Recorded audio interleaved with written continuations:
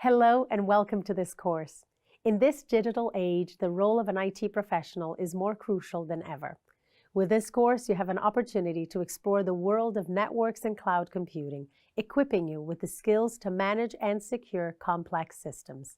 From understanding the intricacies of network infrastructure to mastering cloud computing security, this course will help you tackle the challenges faced by modern organizations. The course has been designed and built by subject matter and industry experts in the field.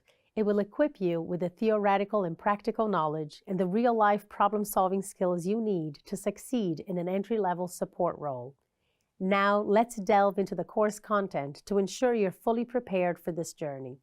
You will be introduced to the following concepts: computer and cloud networking, network devices and protocols, network security, and cloud computing. To start off, you'll learn about the different types of networks, physical and logical, as well as how they're used. You will also learn about the different ways to arrange the physical and logical structure of a network. Following this, you will learn about fundamental concepts such as data transmission and IP addresses. And you'll also complete an exercise about network construction. Networks consist of many devices. Course content that you will encounter later will offer insights into various network protocols and ports to which devices connect. You will also be introduced to the concept of hybrid networking, the devices within a network, and how the internet connects different networks. You will briefly learn about cloud computing and the different types, as well as the difference between on-premise and the public cloud. And you'll have an opportunity to complete an exercise focused on the factors that you must take into account when expanding a network, including the appropriate architecture and protocols. A big part of a career in support involves network monitoring. You will gain a background in domain name servers, or DNS, and its vulnerabilities. This will lay the foundation for learning more about health and metric analysis and network logs and additional diagnostic features available on the cloud. In the next part of the course, you will hone in on network security and the central role of servers in a network. You will explore client-server communication, the different approaches to authorization and authentication, as well as common network attack types. Following this, you'll also learn about firewalls and discover common firewall protocols, threats, and security tools. The next part of the course is all about Microsoft Azure and its various functionalities. You will discover what virtualization is and explore the role of machine learning and AI in cloud computing. You will also explore the different types of cloud services that form part of the cloud networking landscape, such as software as a service and anything as a service. After all of this, you will be ready for the course project, which consists of developing a coherent expansion plan for a business enterprise to take advantage of cloud infrastructure. After this hands-on learning, you will complete a final graded assessment.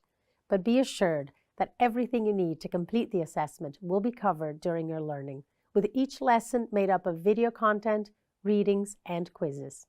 Throughout this course, you will get the opportunity to apply your newly gained skills in exercises and self-reviews before going through an exemplar as a possible solution to the challenge you're presented with.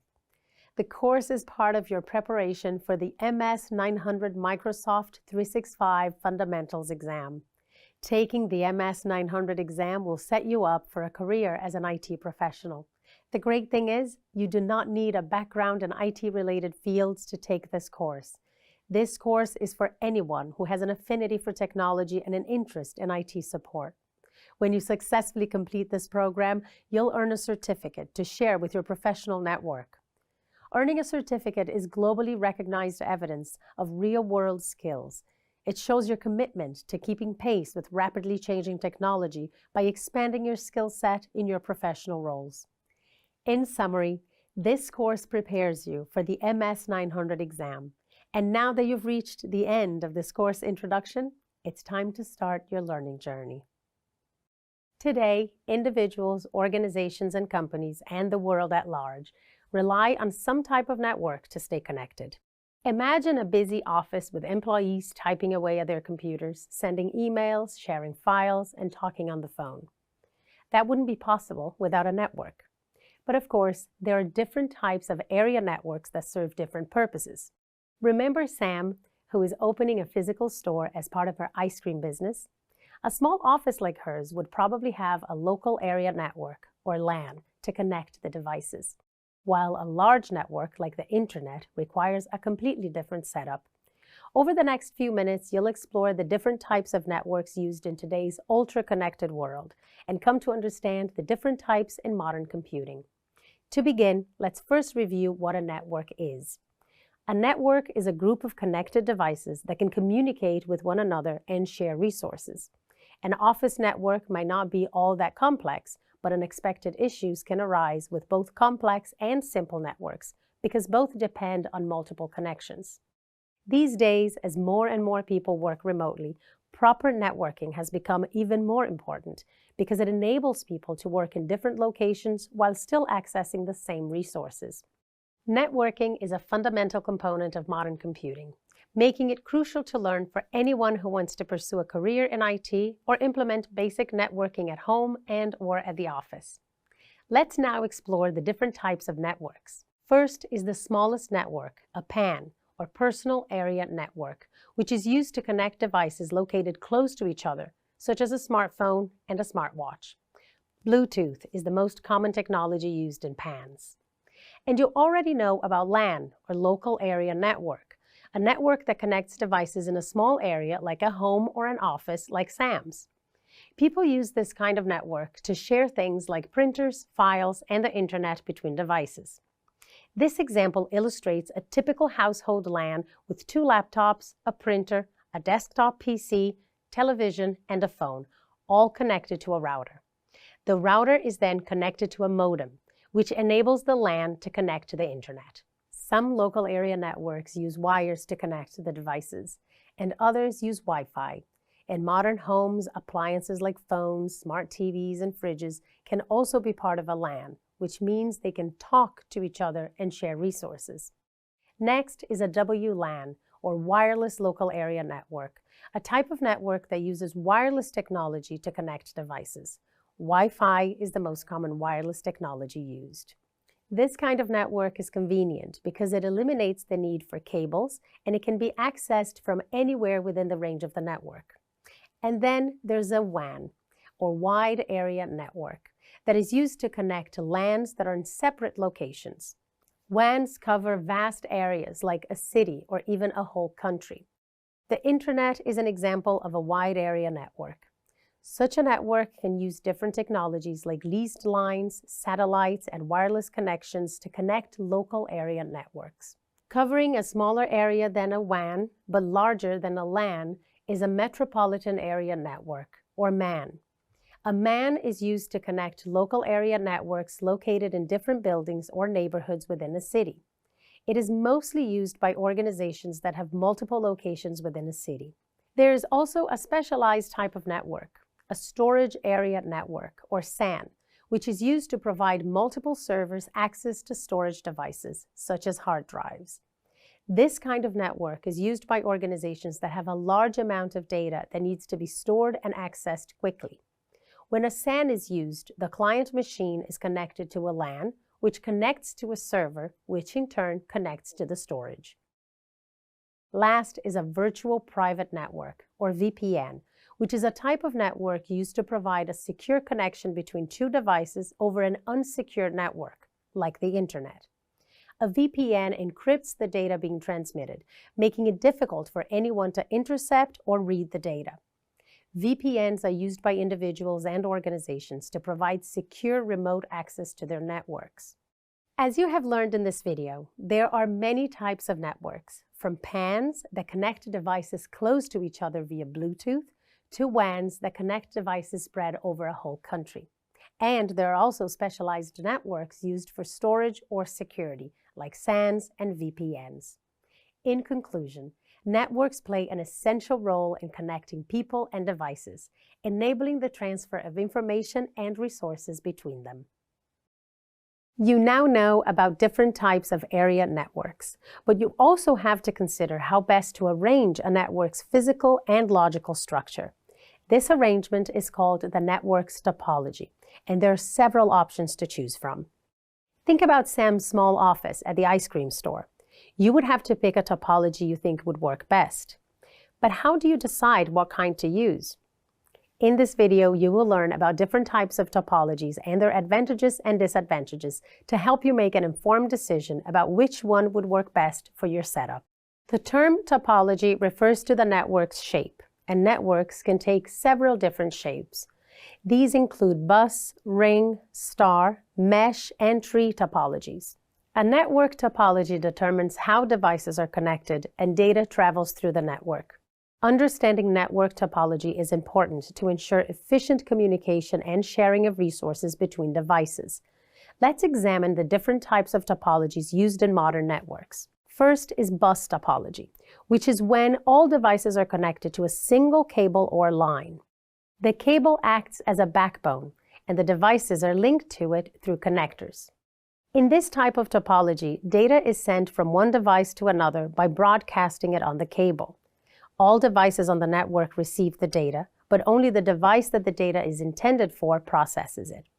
Bus topology is best for small networks with few devices that are located close together. For example, devices in multiple rooms of a household that can be connected with a single line. The advantage of a bus topology is that it is simple and easy to install. However, a disadvantage is that the entire network will fail if the cable is cut or damaged. Next is ring topology, which connects devices in a loop or circle.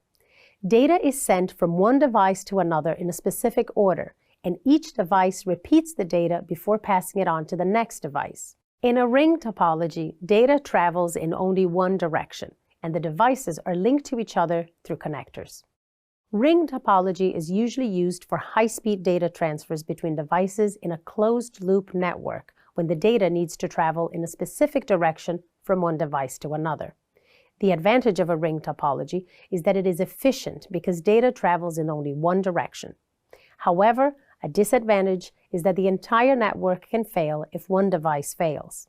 In a star topology, devices are connected to a central switch. The switch acts as a central control point for the network, and all data is sent through it. In a star topology, each device is connected to the switch with its own cable. This is the most common topology used in homes or small offices like SAMs because its setup is simple and it provides and maintains good performance. It's also very simple to troubleshoot because it's easy to isolate and investigate one device without affecting others. And if one device fails, the rest of the network can continue to operate. However, a disadvantage is that the entire network can fail if the switch fails. Next is mesh topology, in which devices are connected to each other in a network of interlocking nodes. An interlocking node is when a device is connected to two or more devices in a mesh network. In such an arrangement, data can be sent from one device to another through multiple paths, and there is no central point of control. Mesh topology is a good choice when the reliability is important, because if one path fails, data can be sent through another path. However, a disadvantage is that setting up and installing can be complex and expensive. Last is the tree topology. In this case, devices are connected to a central bus or line, and then subnetworks are created with their own bus or line. Each subnetwork can then have its own tree topology. Tree topology is also known as hierarchical topology. It is used for medium to large-sized networks where multiple star topologies need to be connected to each other. The advantage of a tree topology is that it can be used to create very large networks. However, a disadvantage is that the entire network can fail if the central bus or line fails. It is important to note that technology changes and are updated all the time, so some of these topologies are not in use anymore. For example, ring networks have also been replaced by switches and routers, and bus topology is now only used when you're using hubs. Hubs are mainly used to connect computers to a network physically. However, they only allow one device to communicate at a time. Switches connect devices in the same way, except they allow simultaneous communication, like in a star topology. And that's why hubs have been replaced by switches in nearly all networks. In this video, you learned about network topologies, their advantages, disadvantages, and how they are used. The choice of topology depends on factors like cost, scalability, and the availability of resources and expertise. But it also depends on the specific needs and requirements of the network. For example, star topologies are a great option for smaller networks, as they are relatively easy to install and maintain, while mesh topologies might be better suited for larger networks due to their higher fault tolerance and redundancy. By understanding the different network topologies, you can make informed decisions about organizing a network and ensure that it is reliable, efficient, and easy to maintain. By now, all the devices in Sam's office are connected to a switch, but she is wondering if that means that all the devices can communicate with one another. What would your answer to her be? The real question here is, how do the devices in a network find and contact each other? Well, it's useful to think about how unique physical addresses make it possible to send parcels across the world to a specific destination. Similarly, in a network, devices also have unique addresses so that data packets can be sent to them. In this video, you will learn about the Internet Protocol, IP addresses, and how the different parts of an IP address are identified and used. The Internet Protocol, or IP, defines a set of rules and how data is sent from one device to another on the Internet. These rules include how data is routed and addressed to travel across all the networks that make up the Internet. Any device that connects to the Internet or a computer network has to have an IP address to communicate. Although IP developments are still happening today, the 1st of January 1983 marks the day when a standard for data communication was created. This standard, TCP/IP, really gave momentum to the expansion of the Internet. TCP stands for Transmission Control Protocol, and you will learn more about TCP/IP later. But for now, it's important to know that the IP part of this standard concentrates on the addressing of devices and the routing of data across the network. It's not concerned with how the data is ordered or verified. It just focuses on where data is going and how it gets there. And it uses a system known as IP addresses. An IP address simply identifies a device on a network so data can be delivered to it, just like the delivery of parcels. The most common addressing used today is Internet Protocol version 4, or IPv4. For instance, you can assign an IPv4 address to each device on Sam's network so that they can identify one another and send and receive data. Let's examine the structure of an IPv4 address more closely. An IPv4 has 4 decimal numbers, each in the range of 0 to 255, and separated by a dot. It's also known as the dotted decimal format. An example of an IP address is 192.168.0.1. But what do these numbers mean? Well, think of how postal or delivery systems use postcodes or zip codes to move a parcel to the correct area before processing more specific detail, like the neighborhood and street number. The same can be said of an IP address. You can break it down into 2 parts: the network a device is part of, and then the device itself, which is called a host in IP addressing. But the network and host parts differ depending on the network class. There are a number of different network classes, and they are used for different sized networks. For instance, an A-class network is used for large corporations. The next class is a B-class, and there are for medium-sized businesses. And then there's the C-class that is used for home networks and small businesses like Sam's. Let's use the address 192.168.0.1 for a device on Sam's network. For this C-class network, the first 3 decimal numbers cover the network part of the IP address. In this example, that's 192.168.0. This part is unique to the network and specifies the class of the network. The last decimal number is the host part of the IP address. In the example, that's 1. This number represents the device and has to be unique within the network to avoid address conflicts. The device number could range from 1 to 255, more than enough for Sam to expand her network with more devices.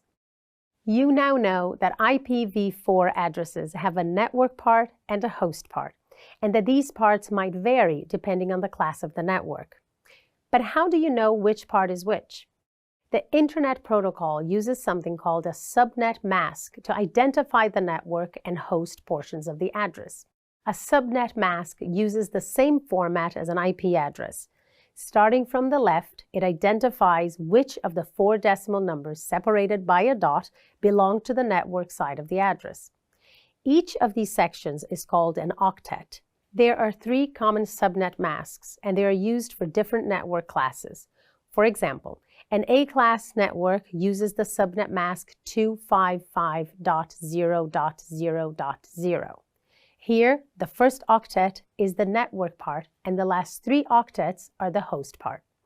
On the other hand, a B-class network uses the subnet mask 255.255.0.0. In this case, the first and second octets are the network part, and the last 2 octets are the host part.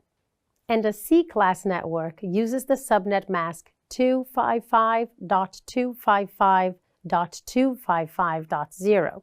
Here, the first 3 octets are the network part, and only the last octet is the host part. Let's revisit the earlier example of an IP address for Sam's network, which was 192.168.0.1. Since it's a C-class network, you would use the subnet mask of 255.255.255.0 to identify the network part. In this video, you learned that Internet Protocol, or IP, is an addressing system for devices on a network, just like area zip codes and street addresses in the real world. So, you can tell Sam that the devices on her network most likely cannot find and communicate with one another because they haven't been assigned IP addresses yet. You now know about different network class types and that Sam's Scoops only has a small network and will therefore use the IP address format for a Class C network, and that the network and host sections of their IP addresses can be identified using a subnet mask. There is a lot more to data transmission, but you now have the foundational knowledge about how devices on networks across the world identify and locate one another. Sam's Scoops office now has IPv4 addresses assigned to the devices in the local network, allowing them to communicate. But what if Sam wants to expand this network to other areas of the shop, maybe to the shop floor? How would existing devices on the office network locate a newly connected device on the shop floor? Earlier, you learned that IPv4 uses broadcast traffic to find devices on a network that they haven't communicated with yet, just like shouting someone's name in a large hall. The downside is that broadcast traffic can slow Sam's network down. But fortunately, there is a way to reduce broadcasting traffic, which is what this video is about. In this video, you will learn how IP networks are split into smaller sections and how data or IP packets are routed between networks. Let's get started. Let's go back to the example of trying to find a specific person in a large hall by shouting their name. Now imagine the whole world is in that hall and that you're trying to find just one person, an impossible task. And it is the same for networks. You can't place all devices on one giant network and expect them to find one another. Well, at least not very quickly. This is why you need to split networks into smaller sections called subnets. Subnets are lots of small networks that are all connected to form larger networks. In fact, the entire internet is made up of networks with subnets that are all connected. Subnets provide a way for you to implement logical divisions within your network. By segmenting networks into subnets, you can improve security, increase performance, and make networks easier to manage. But with so many subnets spread over the internet, devices need to know how to send data or IP packets to all the different subnets. Even a small network like Sam's can consist of 2 separate subnets, the office and the shop floor, and the devices on both subnets need a way to send data to each other. This is where routers can help, because they can route IP packets from one network to another. Routers have many functions within the network, one of which is to provide an exit point from a network, which is called an IP default gateway. But you will learn more about this later in this video. First, let's focus on how routers choose the best paths. Well, routers are pretty smart. They can learn. Routers learn about all the possible networks that normally exist in their vicinity. And with this information, they create a routing table that tells them what direction and cable they should use to send information to different networks. This is very similar to satellite navigation systems. Your GPS gives you your position, and your route is plotted to your destination. But routers can also gossip. They learn about the different paths to networks from other routers. And talking to other routers about different routes to networks speeds up their learning. Clever, don't you think? By now, you know that routers send IP packets between networks. But how does a device on a network, such as one of Sam's laptops in the office, know if the intended destination for an IP packet is on its own or another network? This is where subnet masks come in. Sam's office network is a Class C network and uses the IP network of 192.168.0.0. The subnet mask associated with this address is 255.255.255.0. Remember, this means the first three octets, 192.168.0, is the network portion of the address, and the last octet is for the hosts in the office and can range from 0 to 255. But say the shop floor also has a Class C network and consequently uses the same subnet mask. This means the network IP address will have to be different. Let's say its address is 192.168.1.0. The third octet now has a 1 instead of a 0, making it a different network address. So a laptop in Sam's office will use the subnet mask to compare its own IP address against the destination address of the IP packets. It does this to determine if the network part of the address differs from its own IP address. If it differs, the laptop forwards the relevant IP packets to the router, which will route it to the correct device in the other subnet. So essentially, all devices on a network send IP packets intended for a device on another network to the IP address of the router, and the router handles it from there. This address is called the IP default gateway, and it's basically the address of the exit point of a network. These IP addresses now act as the default gateways in each separate network. In this video, you learned that networks are split into smaller networks known as subnets, and that routers are used to route packets across different networks. Devices send data intended for another network to the IP default gateway, which is the IP address of the router. Fortunately, because of subnetting, routers, and IP default gateways, the devices on Sam's network do not need to shout endlessly to locate other devices on the internet. This improves the security and performance of Sam's network and make it easier to manage. You've reached the end of this introductory week about computer networking. At this point, you should have a solid foundation in the following: computer networks and how data gets transmitted across a network, different network types and topologies, what internet protocols are used for, as well as key aspects of IP addressing. It's time to take the module quiz. But before doing so, let's recap what you've learned so far. In the very first lesson, you prepared to get the most out of this course by going through the course introduction video and syllabus, and then sharing what you hope to learn with your peers. Following this, you started your networking journey by learning about types and topologies. You now know that network types refer to the different ways devices can be connected to one another to communicate and share resources. You covered all types of networks, from the smallest network, a personal area network, to the biggest network type, a wide area network like the internet. On the other hand, topology refers to the network's shape, and networks can take several different shapes, like the bus, star, and tree topologies. A network topology determines how devices are connected, and data travels through the network. For instance, a star topology is the most common topology used in a home or small office network because it is simple to set up and easy to troubleshoot. This is because it allows you to isolate and investigate devices without affecting other network devices. Do you recall the difference between a physical and logical topology? Physical topology refers to how network devices are arranged and connected in a visible layout, like a map depicting buildings and the streets that connect them. Whereas a logical topology is all about the path data takes as it is transmitted through the network. For instance, a physical diagram of a hub is a star topology.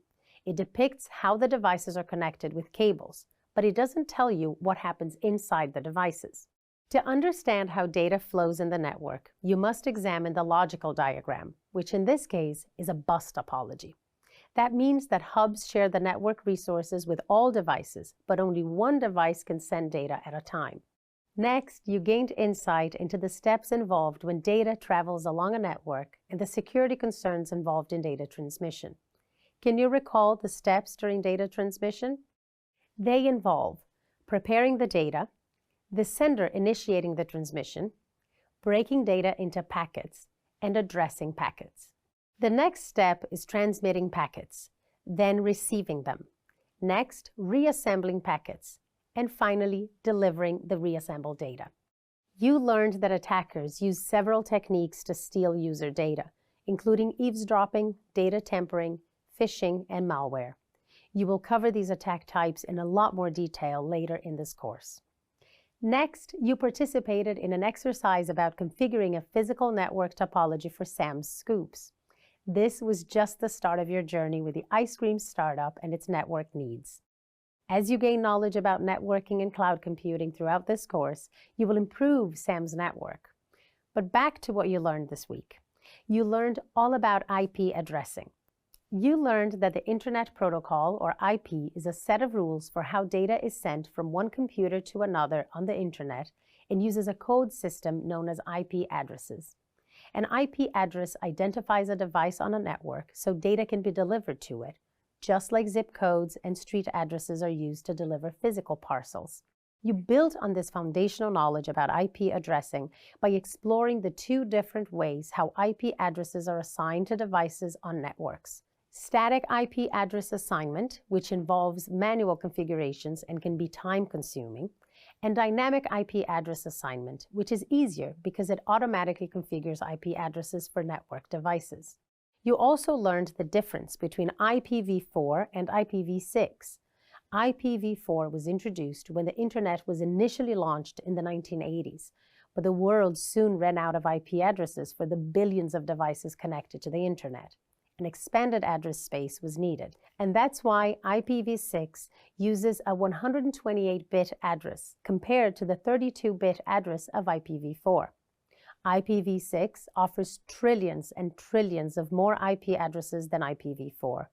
Then you learned the valuable skill of checking the IP address of a Windows computer or a Mac, as well as an Apple and Android mobile device. Now that was useful, don't you think? Finally, by the end of the lesson, you learned that networks can be split into smaller networks known as subnets, which enables you to create logical divisions in a network. And that routers route packets across different networks and act as default IP gateways by providing an exit point from a network for data destined for other subnets. And that's it. You should now have a good idea about which items you might like to revisit to refresh your memory before taking the module quiz on computer networking.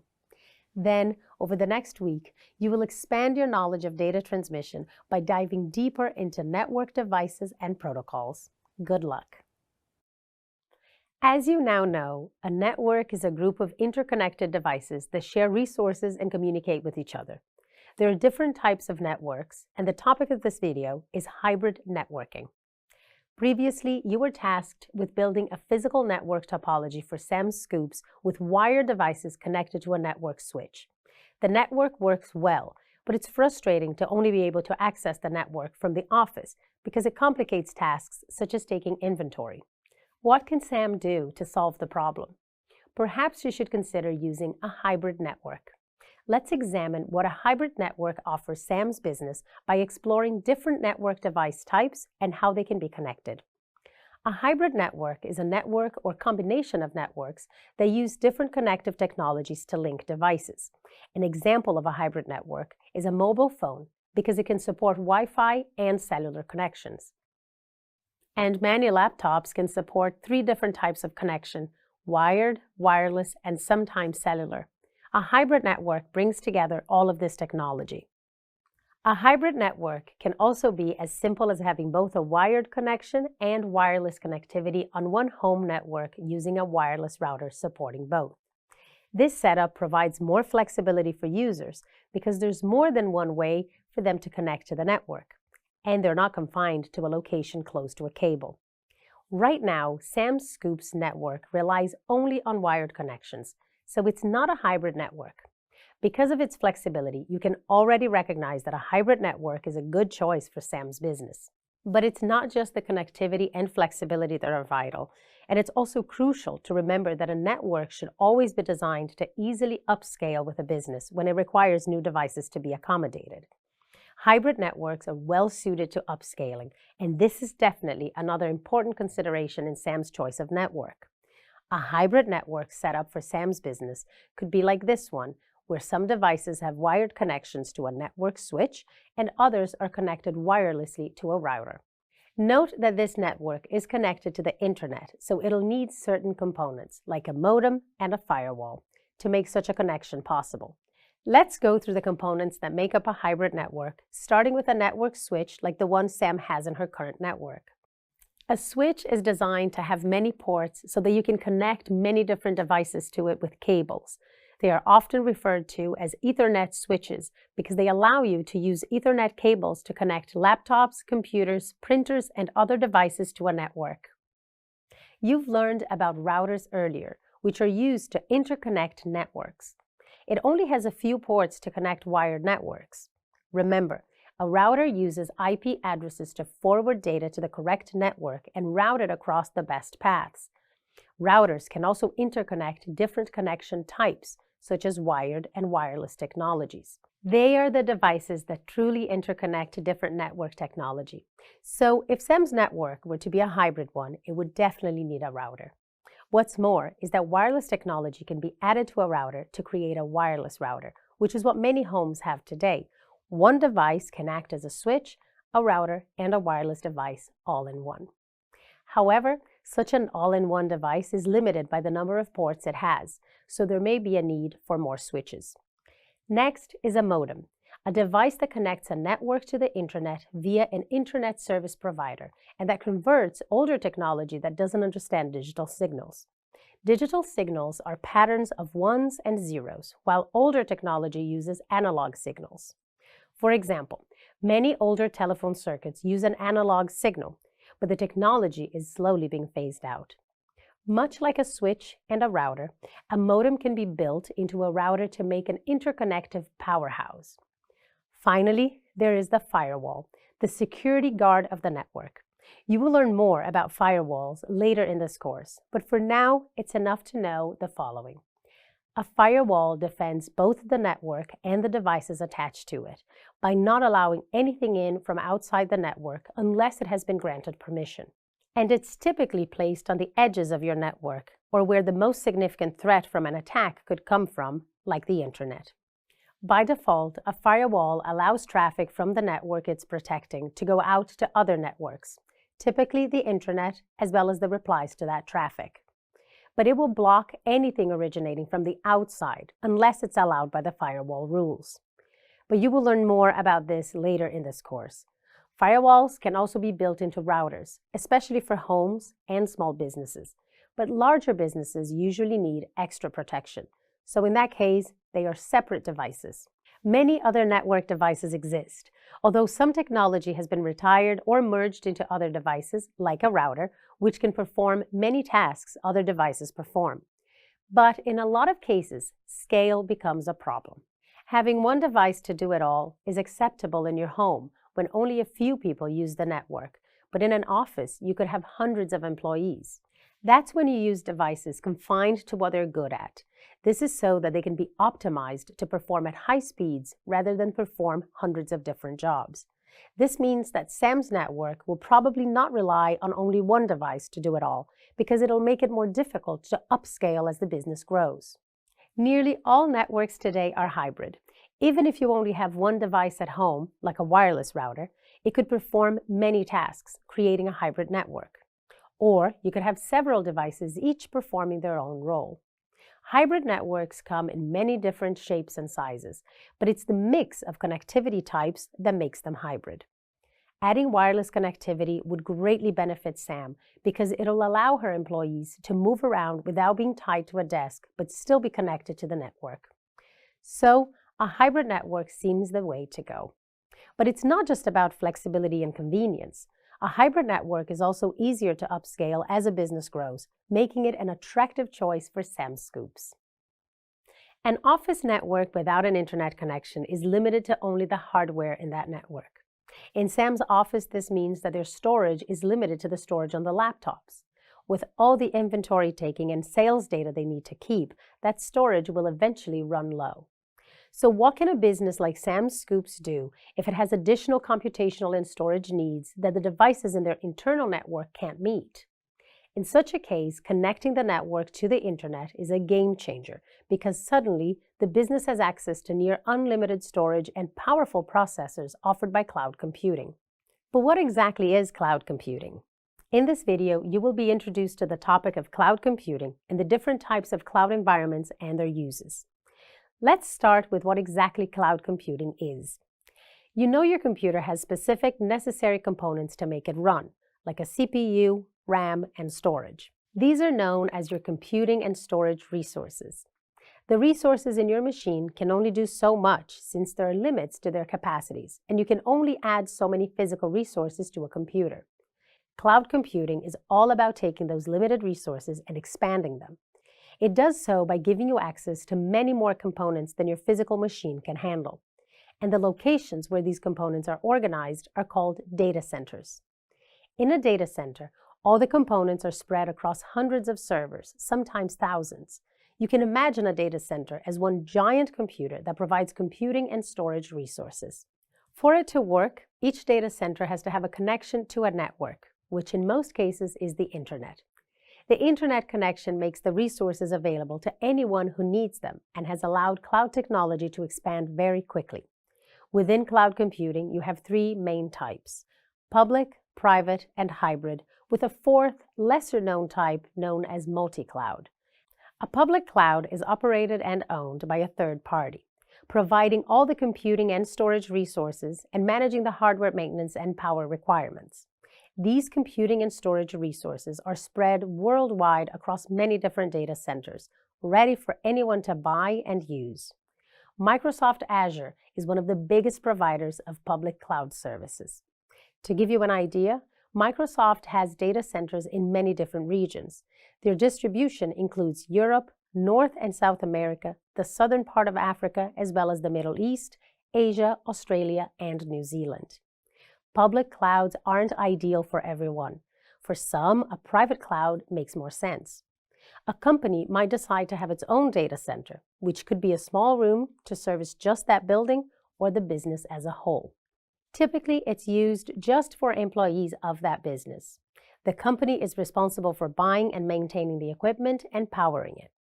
Governments and militaries also use a private cloud to provide an extra layer of security. Third is a hybrid cloud, which interconnects public and private clouds. With hybrid cloud, a company might have some services running on their own data centers, but others on a public cloud. This provides a degree of flexibility between the two options, as both have advantages and disadvantages. And last is the multi-cloud. Multi-cloud is newer than the previous three types and has come about due to the popularity of the public cloud. This type is when we use more than one type of public cloud provider. You will use a multi-cloud if you're using a mix of services and features. But what does using cloud computing entail? For a small business, the cloud can run a website or provide additional services to customers. But the most common use is for data storage. Organizations need data storage because they gather so much information from all the applications people use. This information can then be used in data analysis tasks to identify trends and help develop new technology. It's not just organizations that need to store data. Think about your memories. Maybe you have many photos on your phone and need extra storage, which the cloud provides. But you probably use cloud computing in everyday life, not just for photos. Just take your phone. How many apps does it have? Most, if not all of them, rely on the cloud. Like, for example, a video streaming service requires the cloud to store and stream shows and movies to you. And even sending a message by email or on a messaging platform requires services spread across the cloud. All the services needed to run these apps have to be on a server somewhere or even spread across multiple servers in the cloud. To summarize, cloud computing can easily expand a business's capabilities by providing additional computing and storage resources in a data center or series of data centers. And there are 4 types of cloud computing: public, private, hybrid, and multi-cloud. Each type of cloud comes with its own characteristics, and a business's choice of cloud is determined by its needs. Sam Scoops can save money by using a cloud service before its storage runs out. Cloud computing is an exciting topic, and you probably want to know more, especially since it's a major consideration in IT support. Don't worry, you'll learn more about this topic later in this course. Earlier, you configured a physical network for Sam Scoops so that all devices can communicate with one another. But Sam simply cannot get the computer of one of her employees to send files to the printer. She calls you for advice. Where do you start to troubleshoot the problem? By now, you are confident in how a network works, but designing, troubleshooting, or changing a network can be tricky, considering all the different processes and network components involved. It is useful to think of the flow of communication over a network in terms of a model, and that is why the Open Systems Interconnection Model, or OSI model, is so handy. In this video, you will learn all about the features of the OSI model, what it does, and its benefits and drawbacks. The OSI model is a theoretical model that explains how data travels from one device to another over a network. It separates the communication process into smaller parts or layers, which makes it easier to understand specific aspects of data transmission. And it also makes sure that communication between computers is set up in a consistent and efficient way. Introduced in 1978, the OSI model describes networking as a series of protocol layers with specific functions allocated to each layer. Each layer offers specific services to higher layers while hiding the details of the implementation of those services. A well-defined interface between each pair of adjacent layers defines the services offered by the lower layer to the higher one and how those services are accessed. The OSI model consists of 7 unique layers, each with a specific role. Let's explore what happens in each of them. From the bottom, the OSI model has a physical layer, data link layer, network layer, transport layer, session layer, presentation layer, and an application layer. The bottom layer, or the physical layer, converts the data into wireless or electrical signals for transmission through the air or through cables. The next layer, the data link layer, ensures that the data is ready for transmission by making sure it is reliable and error-free. The network layer selects the best path to route data packets over a network and addresses devices with the IPv4 and IPv6 protocols. Then, the transport layer establishes connections between devices and can ensure reliable transport between the two. The fifth layer, the session layer, is responsible for managing communication sessions or states between applications. Next up, the presentation layer's role is quite interesting since it deals with data formatting, encryption, decryption, and data presentation.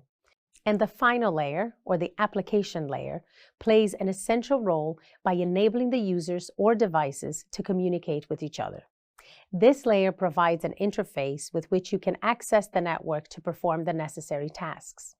Now that you know how the OSI model structures data transmission in layers, it is possible to troubleshoot the printer issue in Sam's office. You can start by examining what layers within the model are being used for the computer to talk to the printer to identify where possible problems might exist. Using this approach to troubleshooting, you can examine SAM's network by starting at the physical layer. That would involve checking that all the cables are connected to the switch. Say you find that one laptop's cable is disconnected. By simply following the logical layers of the OSI model, you could identify the issue and resolve it by connecting the cable to the switch again. That was useful, don't you think? Next, let's discuss some pros and cons of the OSI model. The first advantage of the OSI model is that it provides an organized structure by dividing the functions of a network into 7 transparent layers. This makes it easier for network administrators and engineers to understand the flow of data and troubleshoot problems. The OSI model is also widely accepted and standardized. This simplifies communication and collaboration between different networks and vendors. Lastly, its modular design offers flexibility. Each layer in the OSI model can be modified or improved independently without affecting the other layers. This modular design makes it easier to adapt to modern technologies in the ever-changing networking world. But just like any other system, the OSI model also has some drawbacks. The OSI model can be hard for novice network administrators to understand. To apply it practically requires a comprehensive understanding of its many layers and functions. Because of the theoretical nature of the OSI model, it's mostly used for educational purposes and may not always match how networks are set up in real life. Another disadvantage is that by breaking down the functions of a network into 7 layers, it adds some extra steps, which can slow down the speed of data transmission. Lastly, implementing the OSI model involves a lot of planning and hard work and can therefore be time-consuming. Despite its disadvantages, the OSI model can still be useful, especially to troubleshoot network problems like SAM's unplugged cable. And in this video, you learned that it can help you understand data transmission across a network. You also discovered the 7 distinct layers of this model and their functions. The OSI model is an essential framework for understanding how communication occurs between different network devices because it offers a standardized approach to network communication. Now that you are familiar with the Open Systems Interconnection, or OSI model, and the concept of layered architecture, you should have a clear understanding of how communication happens over networks, like the one used by SAM Scoops. Isn't it amazing to think of the massive scale at which data flows all around the world? Daily, millions of devices talk to one another over all kinds of networks. An important factor that makes this possible is the rule book that determines how this constant data transfer happens. Earlier, you learned that the Internet Protocol, or IP, gives unique IP addresses to each device on the network to make sure packets of data arrive at the correct destination. You can probably guess that IP is part of the communication rule book. In this video, you will learn more about the other rules or protocols that make network communication work. Most importantly, the Transmission Control Protocol, or TCP. Together, the 2 protocols are referred to as the TCP/IP suite, and it also has a layered architecture like the OSI model. TCP/IP is the primary protocol used all over the world by millions of devices to send information online on different kinds of networks. By now, you know data transmission involves several steps, and TCP/IP plays a significant role in these steps. You can think of it as a big post office, where data is broken down into small packets and sent to their destination. Data is broken up into smaller packets so that multiple computers can send data, each taking quick turns. It also increases transmission rates by not clogging up the line. The Internet Protocol, or IP, ensures the packets get to the right destination, and the Transmission Control Protocol, or TCP, makes sure the packets arrive safely and in the correct order. This way, even if some packages get lost along the way, TCP will send them again to make sure the information gets to the destination intact. Data transmission in TCP/IP involves several steps to make sure that the data gets to the right place in perfect form.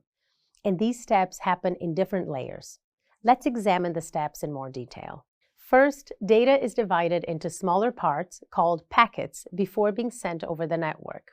These packets then travel over the network, which may be physical wires or wireless signals, to reach their destination. The next step is the reception of the packets. The destination device collects all the packets and puts them back together to recreate the original data. But sometimes data can get lost along its journey. So the fourth step is to make sure all the packets are correct and have arrived in the right order. For this reason, the TCP protocol adds extra information to each segment of data, known as a sequence number and an acknowledgement number. To better understand this process, imagine sending a parcel across the world. You would want to know that it arrived safely, right? Well, you can track your parcel, as its barcode gets scanned along the way. This allows you to know where it is on its journey, if it has arrived at its destination, or if it got lost. Now imagine sending 10 parcels, but they have to be opened in a specific order for them to make sense. So you number each parcel so that the receiver knows in what order to open them. Well, this is what TCP does. The sequence number is the order of the packets, and the acknowledgement number is used to check if they arrived. If any of the parcels get lost, an acknowledgement number is not sent back to the receiver. After a timeout period, the sender will know it has to send the packet again. When delivered successfully, an acknowledgement will be sent back to close the process. But the TCP delivery check process can only happen once devices have found each other over the network. And this happens next with the IP protocol, which you've learned about earlier. In essence, the data with all the applied TCP IP protocols is signals sent across cables or wirelessly to their destination. These signals are in the form of digital zeros and ones known as binary. Next, let's unpack this process as it happens in the layers of the TCP IP stack. The 4 layers are the application layer, the transport layer, the internet layer, and the network interface or data link layer. Remember the OSI model? The bottom layer is the network interface or data link layer and is the physical link between the computer and the network. It is responsible for sending and receiving data over the network using hardware, such as network adapters. The next layer, the internet layer, forwards packets from the source to the destination. The transport layer works in the background and ensures that the data is sent reliably, meaning all data packets are verified by the TCP protocol. But this takes time. So for data that needs to be transmitted quickly, like video data, this layer uses another protocol, the User Datagram Protocol, or UDP. UDP does not include verification and thus speeds up the transmission. And the top layer, the application layer, deals with the applications running on the devices and the data that they generate. In other words, it provides an interface for the user to access network resources. While watching this video, you've most likely realized that your devices constantly use TCP/IP to send and receive data. And if you are like most internet users, you are doing several different things online at the same time. TCP/IP makes this possible because TCP/IP allows multiple processes to happen simultaneously. It's called multiplexing and means that different devices can send and receive data at the same time over the same connection. It can also handle different data types, such as emails, websites, and videos. TCP/IP work with small networks like SAM's network, but also enables communication across many different sizes of networks, including the internet. In this video, you learned about TCP/IP, the primary communication protocol framework of all modern networks and the internet. You now know that different devices on SAM's network need TCP/IP to communicate successfully. And you also learned about TCP/IP's different layers and their functions. Well done. When traveling, you always have the end destination in mind, and the same applies to data and networking. Think of airports in different countries, where each airport represents an IP address, the location where your data needs to travel. As you may recall, IP addresses are vital in identifying different devices on a network to route traffic to the intended destination. But it's not just IP addresses that play a vital role in getting data packets to where they need to be. Like airports, IP addresses have different terminals or gates for specific purposes. These gates are known as ports, and they allow various types of data to be sent and received by specific applications, much like a passport that determines whether someone is allowed to enter or leave a country. Understanding how ports work is important because it allows you to control which types of data can enter and leave your network, as well as protect against unauthorized access. Over the next few minutes, you'll explore port numbers and how they are used by devices on a network to identify data. You will also learn how ports are positioned within the OSI and TCP/IP suite. To begin, let's apply the airport analogy to networking. Suppose you're going on a trip to a foreign country. The airport you depart from represents your device's source IP address, and the airport you arrive at indicates the destination IP address. Before you depart, you need to provide your passport at the terminal to confirm your identity and to receive your boarding pass. Then you're authorized to board the plane. In this case, you can think of the plane as the router on the network that helps your data get to its destination. When you arrive at the destination, you must go through customs and provide your passport to identify yourself again. Similarly, when data travels on a network, it needs to go through certain ports to access specific protocols. Just like your passport verifies your identity and allows you to enter a country, ports identify and allow certain types of data to access the network. Think of ports as a type of digital passport for data traveling between source and destination IP addresses. For instance, when you access a website, your computer sends a request to the web server using a specific port number. The web server receives the request and responds by sending the requested web page back to your computer. But how does this work? The process is similar to the concept of passport verification, where a passport is scanned when leaving and entering a country. Someone who tries to enter a country without a valid passport would be denied entry. Similarly, if data tries to enter a network without the proper port number, the network security measures, like firewalls, may block its entry to protect against unauthorized access. Now that you understand how ports work, let's examine the range of port numbers and how they are assigned.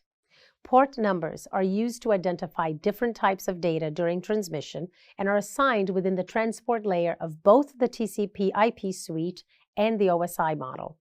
This range of numbers goes from 0 to 65,535.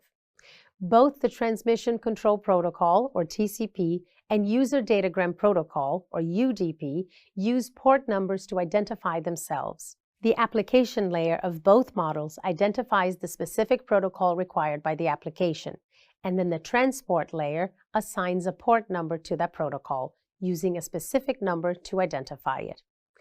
These port numbers are used to identify protocols, but also to keep track of data as it moves around devices on the network. Firewalls use port numbers all the time to permit and deny access to a network. Understanding how port numbers are used in network security is crucial. Firewalls rely on port numbers to permit or deny access to a network, but managing the range of port numbers is equally important to prevent unauthorized access. When managing the range of port numbers, it's important to keep in mind that many ports are blocked by default to prevent unauthorized access. But sometimes you may need to use a specific protocol, and in those cases, you can open the corresponding port number to allow traffic to flow through. This is usually done on the network's firewall and the local firewall on your computer. It's worth noting that when you add a new application to your device, it may automatically open the necessary ports for the protocols it requires. In conclusion, ports are like the gates at an airport, controlling what data can pass through and where it's going. By managing and securing the range of port numbers, you can keep unwanted access out of your network. With the knowledge you've gained from this video, you can describe how port numbers work, what range they fall under, and how to keep them secure. By doing so, you're helping to control the flow of data in and out of your network, protecting it against unauthorized access. Keep this in mind as you continue to explore the world of networking. You now know that port numbers can be used to identify protocols, and that protocols set rules for how network devices communicate. But have you ever wondered how your computer distinguishes between the hundreds or even thousands of conversations happening simultaneously on a network? Or have you considered how different protocols work together to keep all these conversations organized and secure? Over the next few minutes, you will explore how protocols and port numbers work together to distinguish between the many conversations happening on one device. By the end of this video, you will have a better understanding of how protocols and port numbers work together to ensure that data is transmitted securely and efficiently across the network. There are many conversations happening on your computer and network at any given time. This amplifies into hundreds, if not thousands, of conversations happening simultaneously. To ensure that these conversations are successful, they must follow a set of rules, or protocols, that dictate how network devices communicate. These protocols are essential for organizing and securing the flow of data, especially sensitive information. Let's now explore how protocols and port numbers work together to ensure that conversations can take place securely and efficiently, starting with email protocols. Electronic mail, or email, has been used for exchanging messages between businesses and individuals worldwide for many years. There are many different email applications available today, from cloud-based options like Microsoft Exchange Online to on-premise solutions like Microsoft Exchange Server. Various email protocols have been used over the years to deliver email globally, including POP3 and IMAP for receiving email and SMTP for sending it. Let's explore an example of how email moves between two users using the Simple Mail Transfer Protocol, or SMTP. The diagram illustrates the communication between the sender, recipient, and email servers, but it doesn't display the port numbers used in the process. To gain a better understanding of the involvement of ports, let's focus on the sender and examine how they communicate with the server. The sender selects a source and destination IP address and identifies the protocol they want to use, which is SMTP. SMTP uses port number 25 for its communication. The destination port is always the service or protocol being accessed. Once the protocol is chosen, the devices involved have a set of rules to follow to ensure the conversation is successful. For SMTP, this includes multiple message exchanges, such as HELO to create the SMTP connection between the client and server, mail from to provide information about who is sending the email, receipt to for reporting the email's recipient, data to prepare and initiate the transfer of information between the client and the server, reset to reset the connection and clear all earlier transfer data without closing the SMTP connection, and quit to end the connection. One problem with using port number 25 is that it can be intercepted by someone listening in on the conversation. This is because port 25 is known as the port for emails, making it more susceptible to attacks. As a workaround, port number 587 can be used instead, which allows data to be encrypted, offering better protection and reducing the risk. Now, let's move on to review the source port number from the example. The sender utilizes port number 5000 as its source. This number does not indicate a specific protocol. Rather, it serves as a session identifier for the computer to receive responses from the email server. By using a separate port number for each session, multiple sessions can be opened simultaneously on the computer. To further illustrate this point, let's say you open 3 different web pages on your computer, one for shopping, one for social media, and one for online banking. It would not be feasible for all 3 websites to use port 80 to communicate with your computer, as they are distinct sites. Therefore, your computer assigns a different port number to each website, allowing incoming traffic to be identified and displayed on the appropriate browser tab. In this video, you explored the important role that protocols and port numbers play in establishing effective communication processes and safeguarding the delivery of information. Throughout this discussion, you have learned that protocols are responsible for setting the rules and guidelines for how devices communicate and transmit data, and that some protocols even provide added security by encrypting data during transmission. You now also know that port numbers are the key to identifying and managing multiple conversations happening simultaneously, allowing different protocols and services to function efficiently without interference. Armed with this knowledge, aspiring network professionals such as yourself can confidently ensure that data is transmitted securely and efficiently across the network. Today, more than 1 billion websites exist, and we use them daily to access information and services. Sam's business is no different, and with a newly installed internet connection, employees have been asked to complete food hygiene training on a website. To access the site, they type in the name of the website. Easy, right?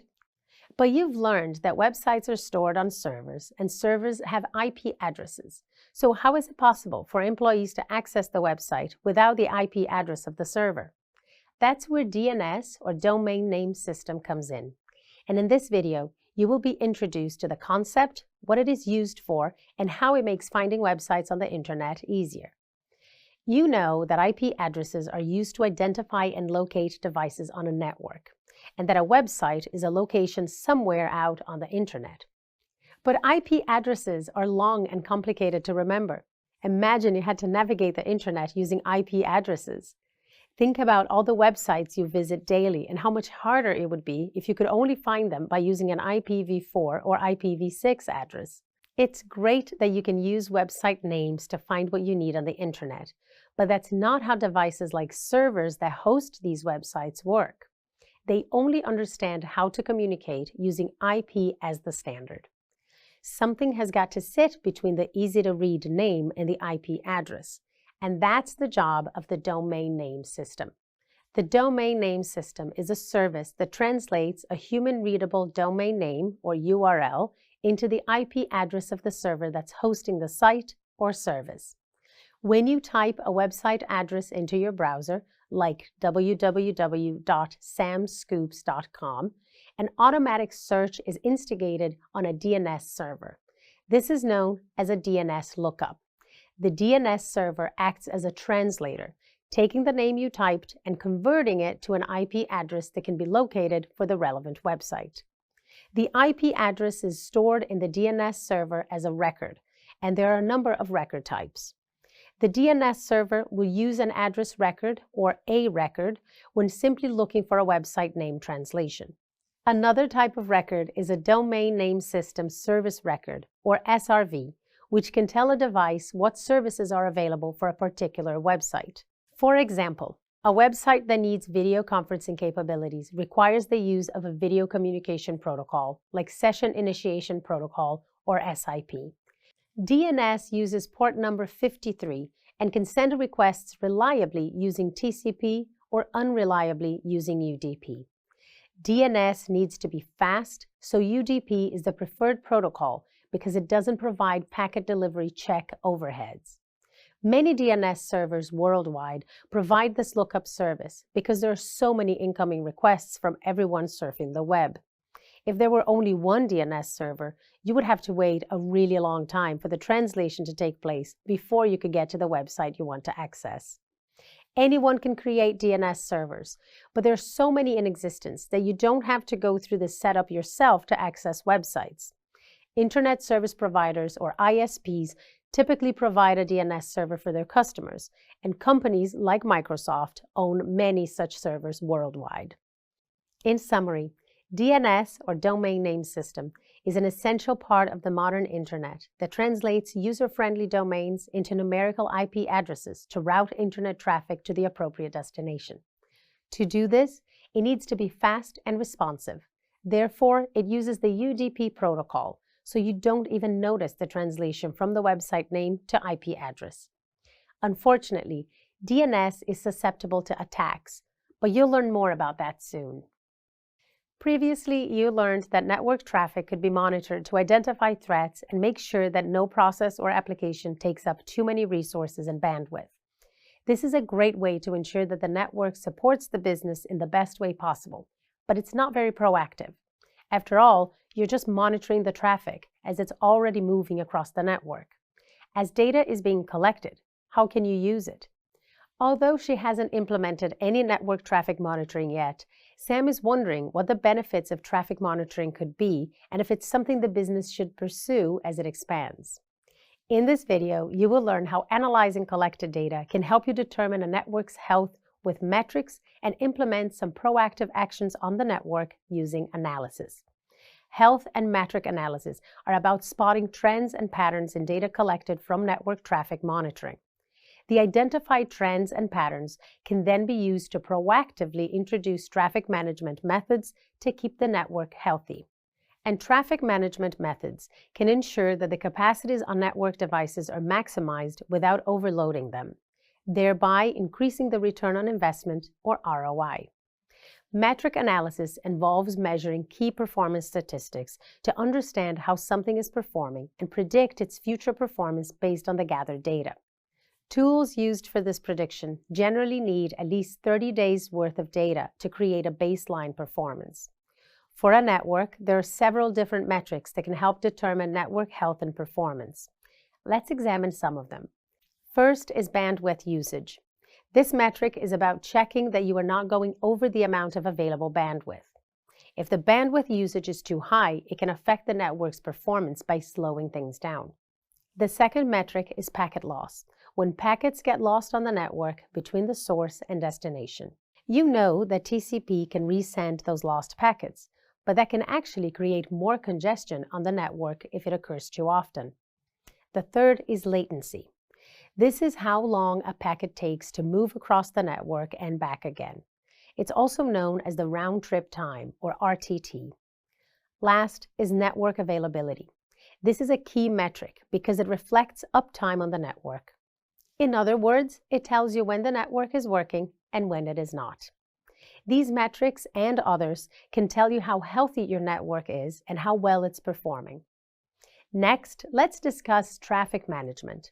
A network can be set up to manage its performance by utilizing something called quality of service, or QoS. QoS is a suite of different traffic management mechanisms that can be used at different times based on network performance. Although traffic monitoring is ongoing, traffic management mechanisms should only be turned on when needed. If everything works as it should, you don't need to create extra work. Two of the mechanisms included in QoS are traffic marking and prioritization. Traffic marking allows you to mark packets with, for example, different colors to indicate priority. For example, real-time information like video calls should be prioritized. Less critical traffic, like email, can be given a low priority. In conclusion, collecting data is an essential first step, but it needs to be followed by health and metric analysis to make predictions. The more data is collected, the more reliable the predictions will be. Sam Scoops should start collecting data to measure its network health as soon as possible before performance events like lagging, distorted video calls, or video buffering happen due to the lack of bandwidth.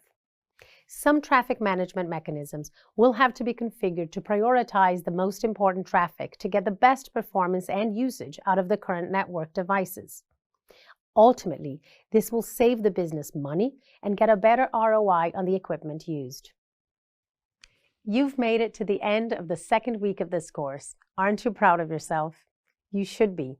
After all, you've learned a lot about network devices and their infrastructure, the OSI model, protocols and ports, and network monitoring. That's quite a lot of new knowledge to take in, and you still have to complete the module quiz. So let's review what you have learned this week. First, you learned about hybrid networking, when a network or combination of networks uses different connective technologies to link devices. For example, a home network with both wired and wireless connections. Hybrid networks are great, but when a business has multiple sites, several networks have to be linked together via the internet, the network of networks, which is what you learned about next. It's not only individual businesses that connect to different sites via the internet. The whole world is connected through the internet, so there are many interconnected networks. And the connections between these are facilitated by Internet Service Providers, or ISPs. Next, you were introduced to cloud computing, which can extend local storage and computing power through data centers that act like giant computers with vast storage and a lot of CPUs and RAM. You learned that there are 4 types of clouds: public, private, hybrid, and multi-cloud. Expanding on your new knowledge of the cloud, you also learned about the infrastructure that makes both private and public cloud services possible. And don't forget, you also learned about VPNs and how they can securely connect different networks. But what about connected devices that don't need direct input from humans? Yes, you guessed it. It's the Internet of Things, or IoT, which you also learned about. Now, let's move on to Lesson 2. You started this lesson by learning about the OSI model, its 7 layers, and its purpose. The way the model separates the communication process into smaller parts or layers makes it easier to understand and troubleshoot specific aspects of data transmission. After this, you learned about layered architecture, of which the OSI model is an example. This concept is all about the separation of concerns. It breaks down complex networking processes into more manageable layers that enable IT professionals to change protocols and processes within each layer without affecting the others. You also learned about the TCP/IP suite, which has 4 layers. It plays a vital role in data transmission since it is the primary protocol used all over the world by millions of devices to send information online on different kinds of networks. In this lesson's exercise, you applied what you learned by demonstrating how to expand a network to support new users and wireless devices and identify protocols that can be used within that network. In Lesson 3, you learned about ports that control which types of data can enter and leave a network, as well as protect against unauthorized access. You learned that port numbers are almost like digital passports for data traveling between source and destination IP addresses.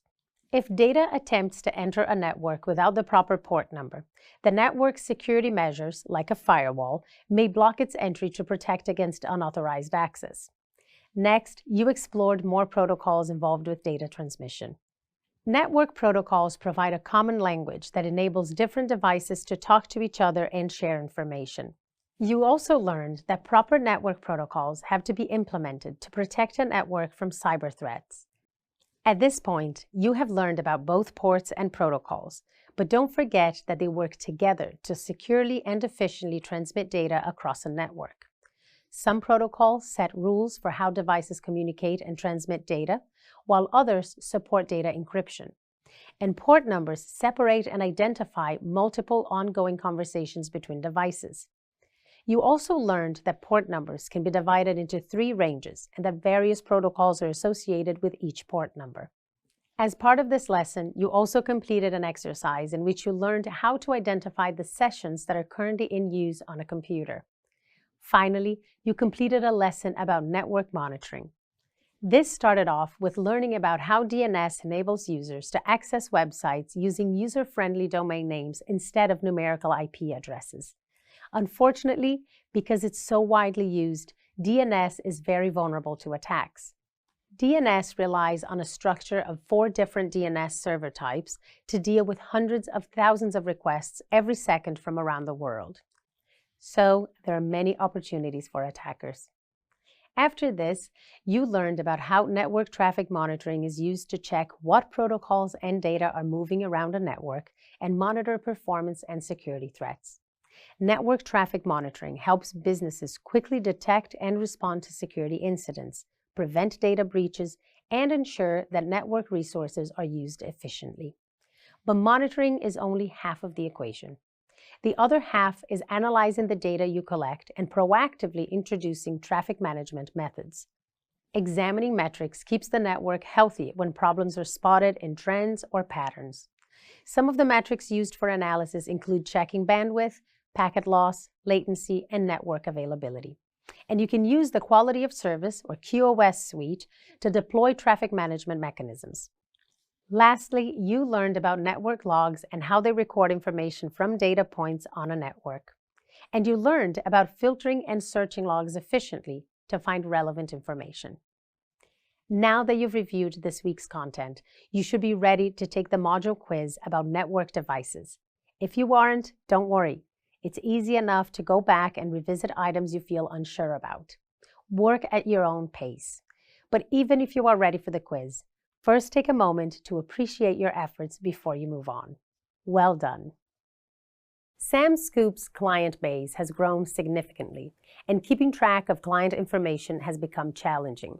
With different employees adding client details on copies of a spreadsheet, there are now different versions of the client's list on everyone's devices. And they are experiencing the same problem with stock-taking and supplier-related administration. They urgently need a central space where employees can access the same files. Fortunately, client-server networking can provide them with a secure and efficient way to centralize their data and applications. In this video, you will learn about the details of a client-server networking model. Client-server network models are common in the world of computer networking today. In this type of network, a client is a device or an application that requests services or resources from a server. The server, on the other hand, is a computer system or software that provides those services or resources to the client. Think of it this way. A client dines at a restaurant and needs something, for instance, a glass of water. So they call their waiter and make their request. The waiter then serves them a glass of water. In the same way, when you use your computer or mobile device to connect to a website or an application, you are the client making a request for information, and the server provides you with that information. This type of networking model is called a client-server because the client and the server communicate with each other to exchange data and services. The server is the primary provider of those services, and the client is the primary user. This architecture is commonly used in offices, businesses, schools, and other organizations to allow various clients to access the same files or applications on the server. The client-server model can be a great solution for the versioning issues that Sam Scoops is experiencing. Next, let's discuss the components of a client-server network by exploring network clients first. In the traditional sense, a network client is a lightweight computer or device that cannot run programs on its own. As technology has advanced, a client is more than a simple terminal today. It can now represent any hardware or software system that interacts with services offered by a server. There are 4 types of clients in a client-server networking model: thick, thin, zero, and hybrid. Let's explore them in more detail. A thick client is the most common client type in today's network environments. In fact, every desktop computer these days are a thick client. A thick client is sometimes known as a workstation and can process and store data locally without using a server. A thick client's interaction with a server is minimal and might only be to store data on a shared network drive. There is also a thin client, and historically, this was a terminal. A thin client cannot process or store data locally and relies completely on the server to provide computational power and storage. Today, thin clients are represented by web-based applications or browsers that request and display information from servers, regardless of the device on which they are running. Zero clients are ultra-thin clients, basically running no software. They are usually small hardware boxes used to connect peripherals like a monitor, keyboard, mouse, and network cables to a server. This is done to provide virtual desktop environments, or VDI. Since zero clients have no software running on them or local storage, they have no security risks. And lastly, hybrid clients combine the best of both thick and thin clients. A hybrid client can perform limited local data processing but has no local storage capabilities. An example of such a client is a device that renders content and stores the results on the server, like automated rating systems. Next, let's explore servers. A server is a variable term for a software system, a hardware device, or both that provides services or resources to other computers on a network. In the past, servers were large mainframe computers that were housed in big rooms and were used by many clients. Today, servers can be much smaller, but still powerful. They are typically made up of a high-end computer with lots of memory and processing power. Normally, they are connected to other devices like switches, routers, load balancers, and firewalls. Servers usually run specialized software, such as Windows Server or Linux, to help them provide the services needed by other computers on the network. A server's main task is to provide services and resources to its clients. The larger the number of applications and users, the more servers are required to split the resources across them. Servers are used for running applications, mailing, file storage, printer sharing, gaming, web hosting, media streaming, database hosting, and many other purposes. In this video, you learned about client-server networking, its components, and how it works to enable the efficient sharing of resources and data between multiple users and devices. You also learned about different types of clients and servers used in modern client-server networking. Do you work from home or know someone working from home? Today, thousands of people work from the comfort of their own homes, and it's all thanks to the technology that allows them to connect remotely to their company's networks, files, and IT services. Not only does this technology make remote work possible, but it also simplifies how IT teams fix problems in the modern workplace. With remote access, they can troubleshoot and fix employees' devices without ever having to leave their desks. But what are the other benefits of remote access? And what technologies make it possible? In this video, you will learn about remote access and the technologies that support it. Remote access refers to the ability to access a computer, network, or data from a location other than the device or network itself. It allows individuals with an internet connection to connect to their work or home computers from anywhere in the world. This is especially convenient for businesses and individuals who need access to their data from various locations. Because as much as you try to prevent them, emergencies do happen. Imagine having an emergency during a holiday trip and needing medical documents saved on your home computer. Or say during your trip, your manager urgently needs a file from your computer. No problem. With remote access, you can say goodbye to the days of being physically tethered to your desk or office. Whether you are working from home, traveling for business or pleasure, remote access enables you to work and access your data from anywhere in the world. Remote access has numerous benefits for both individuals and businesses. As discussed earlier, it is especially useful for troubleshooting IT issues, but it also increases productivity and enhances collaboration among teams working from different locations. Remote access can also reduce travel costs associated with in-person meetings. All these benefits are great, but remote access also poses some cybersecurity risks.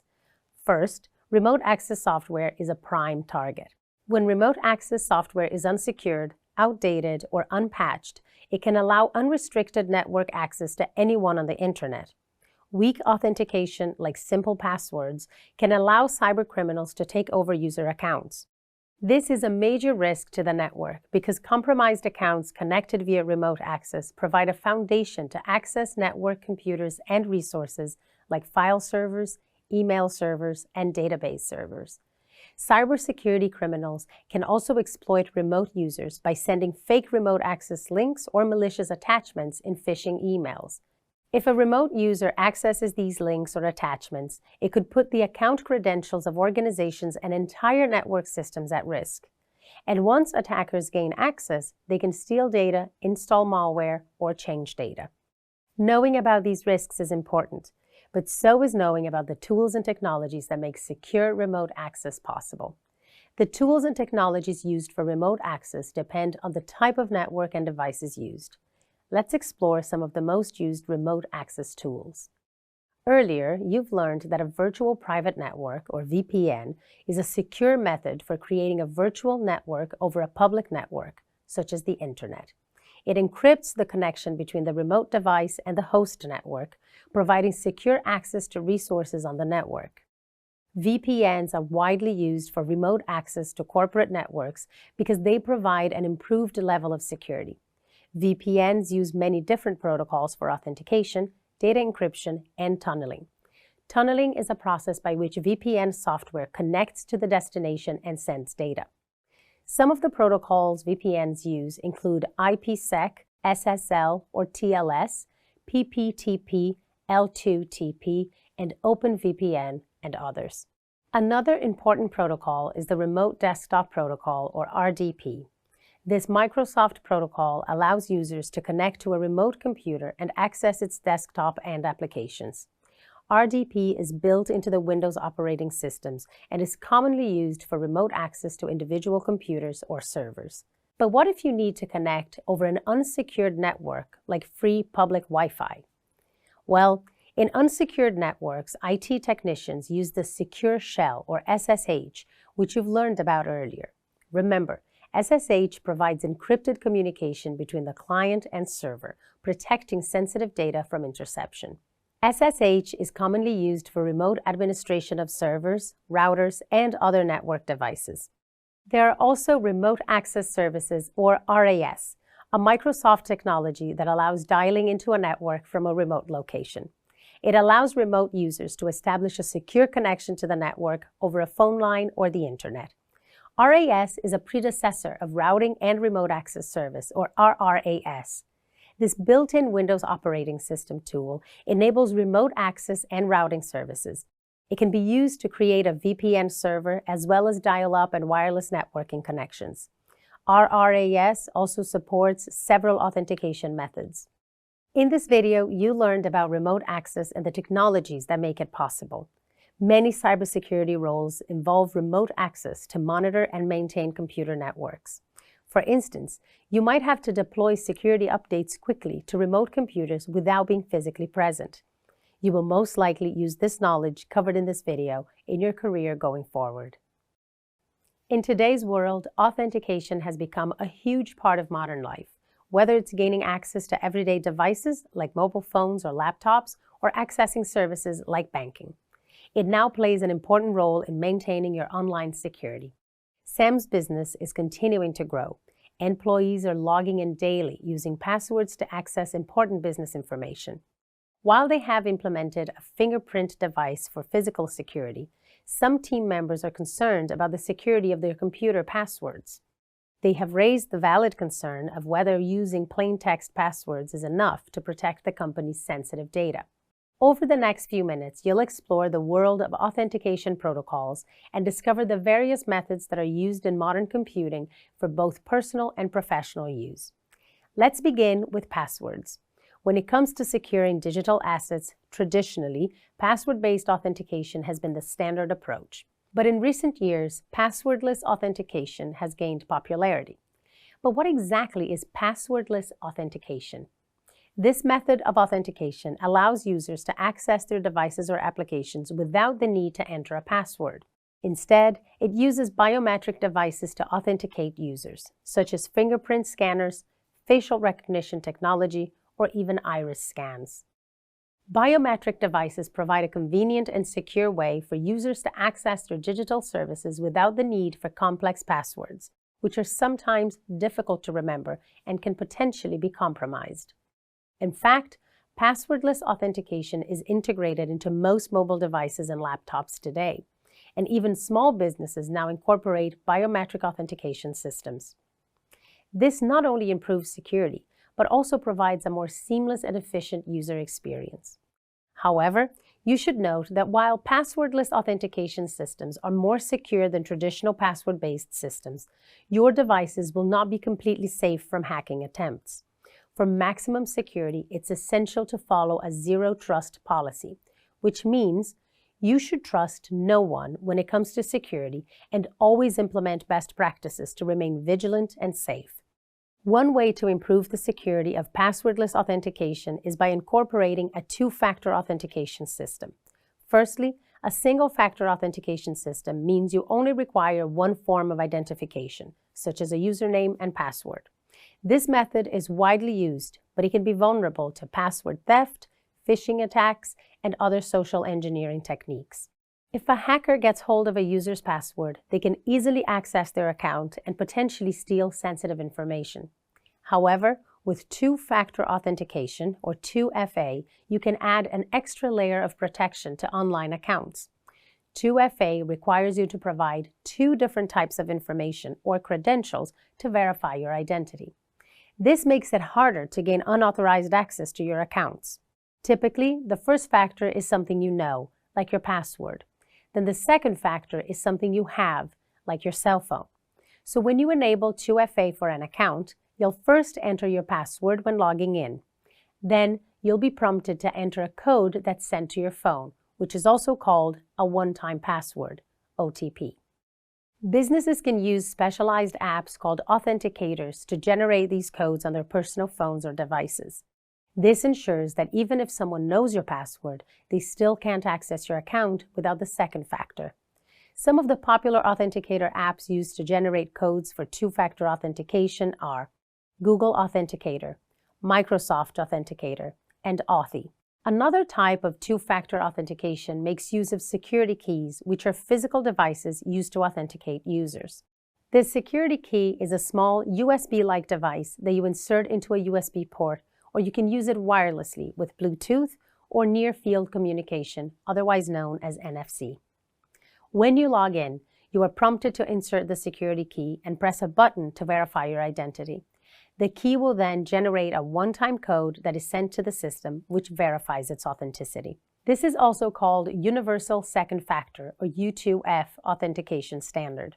Security keys are considered highly secure because they are not vulnerable to phishing attacks, where attackers try to trick users into disclosing their usernames or passwords.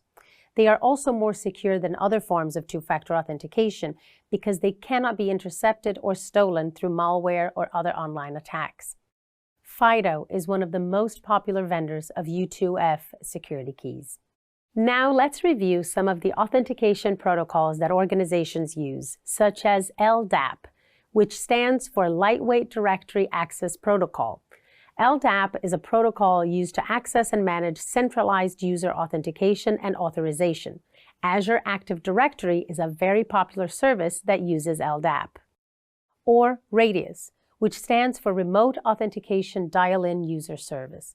Radius is a client-server protocol that provides centralized authentication, authorization, and accounting management for users who connect and use a network service.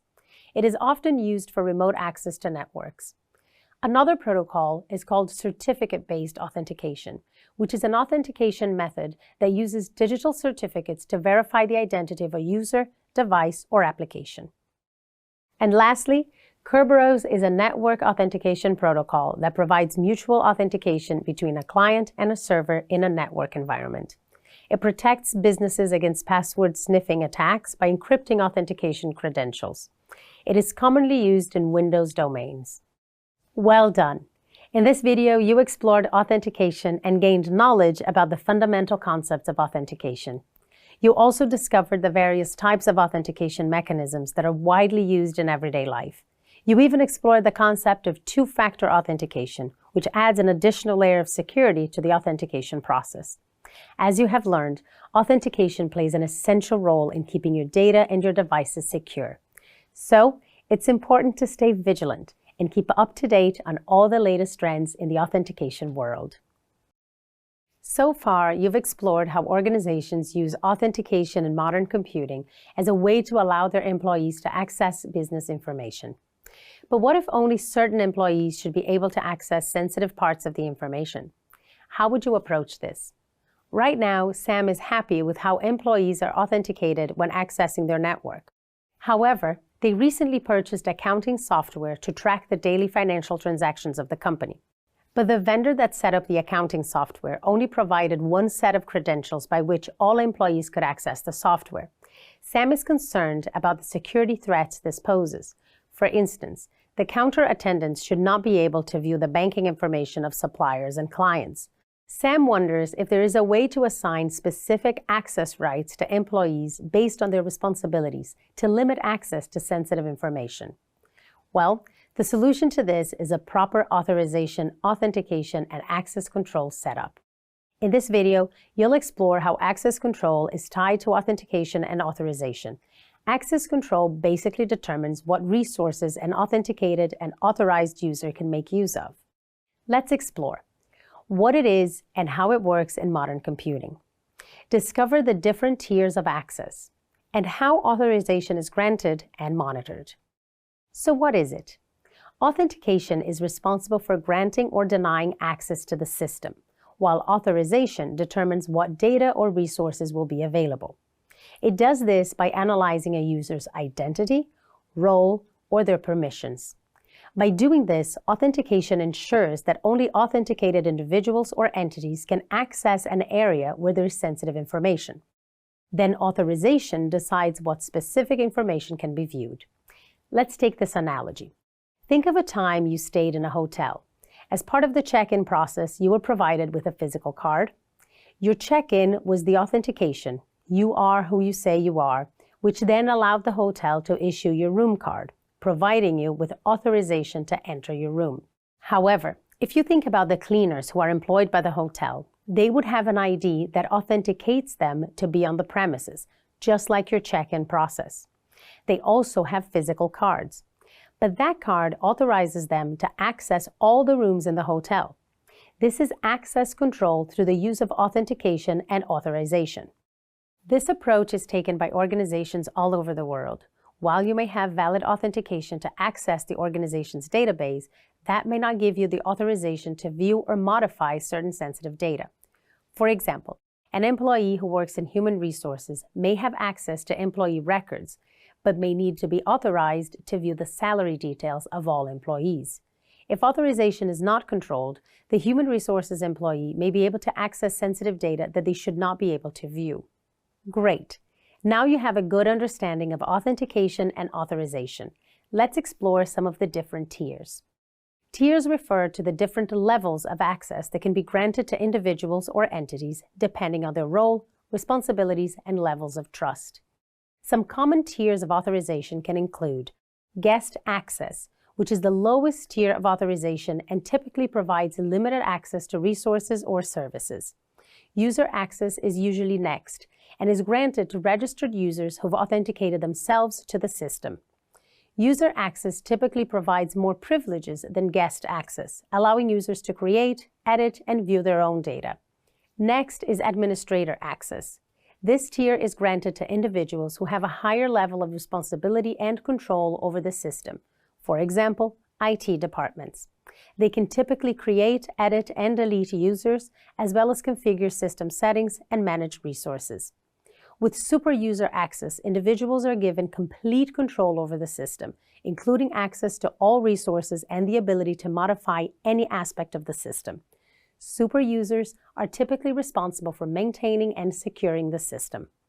However, role-based access is more at an individual level and is based on the roles and responsibilities of the individuals within an organization. Access is granted based on the user's role, such as a manager, employee, or contractor. Role-based access ensures that individuals only have access to the resources and services they need to perform their job functions. And finally, you have conditional access. This tier of authorization is based on the context of the access request, such as the location, device, time, or network. Conditional access provides an additional layer of security by ensuring that access is granted only under specific conditions. But how is this authorization granted, and how do organizations monitor it? They do this through a combination of authentication, access control, and auditing mechanisms. Firstly, authentication is provided when users have verified their identities. Once this step is complete, access control determines what actions a user is allowed to perform. This step involves various models like RBAC, ABAC, DAC, MAC, and others to enforce access control. Finally, user activities are audited. This involves monitoring and recording all user activity and events in order to detect any unusual or unauthorized access attempts. Well done! In this video, you discovered what authentication and authorization is. You also explored the various tiers of authorization and examined how authorization is granted in modern business. Organizations continuously need to monitor and update their authorization policies. This ensures that users can access the resources they need whilst also preventing unauthorized access. By having proper auditing and logging mechanisms in place, organizations can not only track access, but also identify any potential security breaches. These authorization policies not only protect your data, but can also significantly increase the cybersecurity of an organization. Meet Emery. Emery is a self-proclaimed tech-savvy individual. He knows how to make a mean cup of coffee, fix network issues, and even program his smart appliances. But what Emery doesn't know is how to keep his personal information safe from cybercriminals in the wild, wild web. One day, Emery receives an email from his bank. The email looks completely legitimate, with the right colors, logos, and fonts.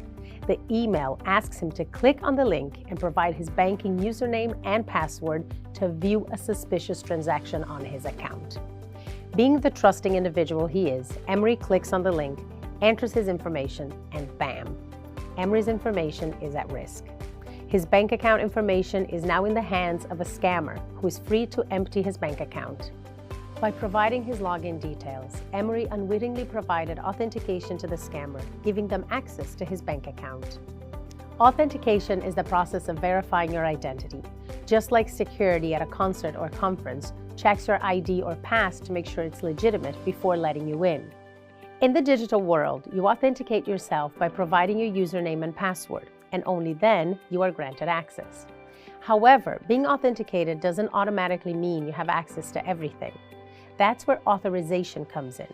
Authorization is like a backstage pass. It grants you access to certain areas or information based on your level of permission. Without authorization, even if you are authenticated, you won't be able to access sensitive information. Just like security checked your identity, they will check your backstage pass to ensure you are authorized to access the area. Luckily, Emery's bank uses a two-step process to authorize transactions. Before any money could be transferred out of the bank, an authorization request was sent to his phone, alerting him to a possible breach.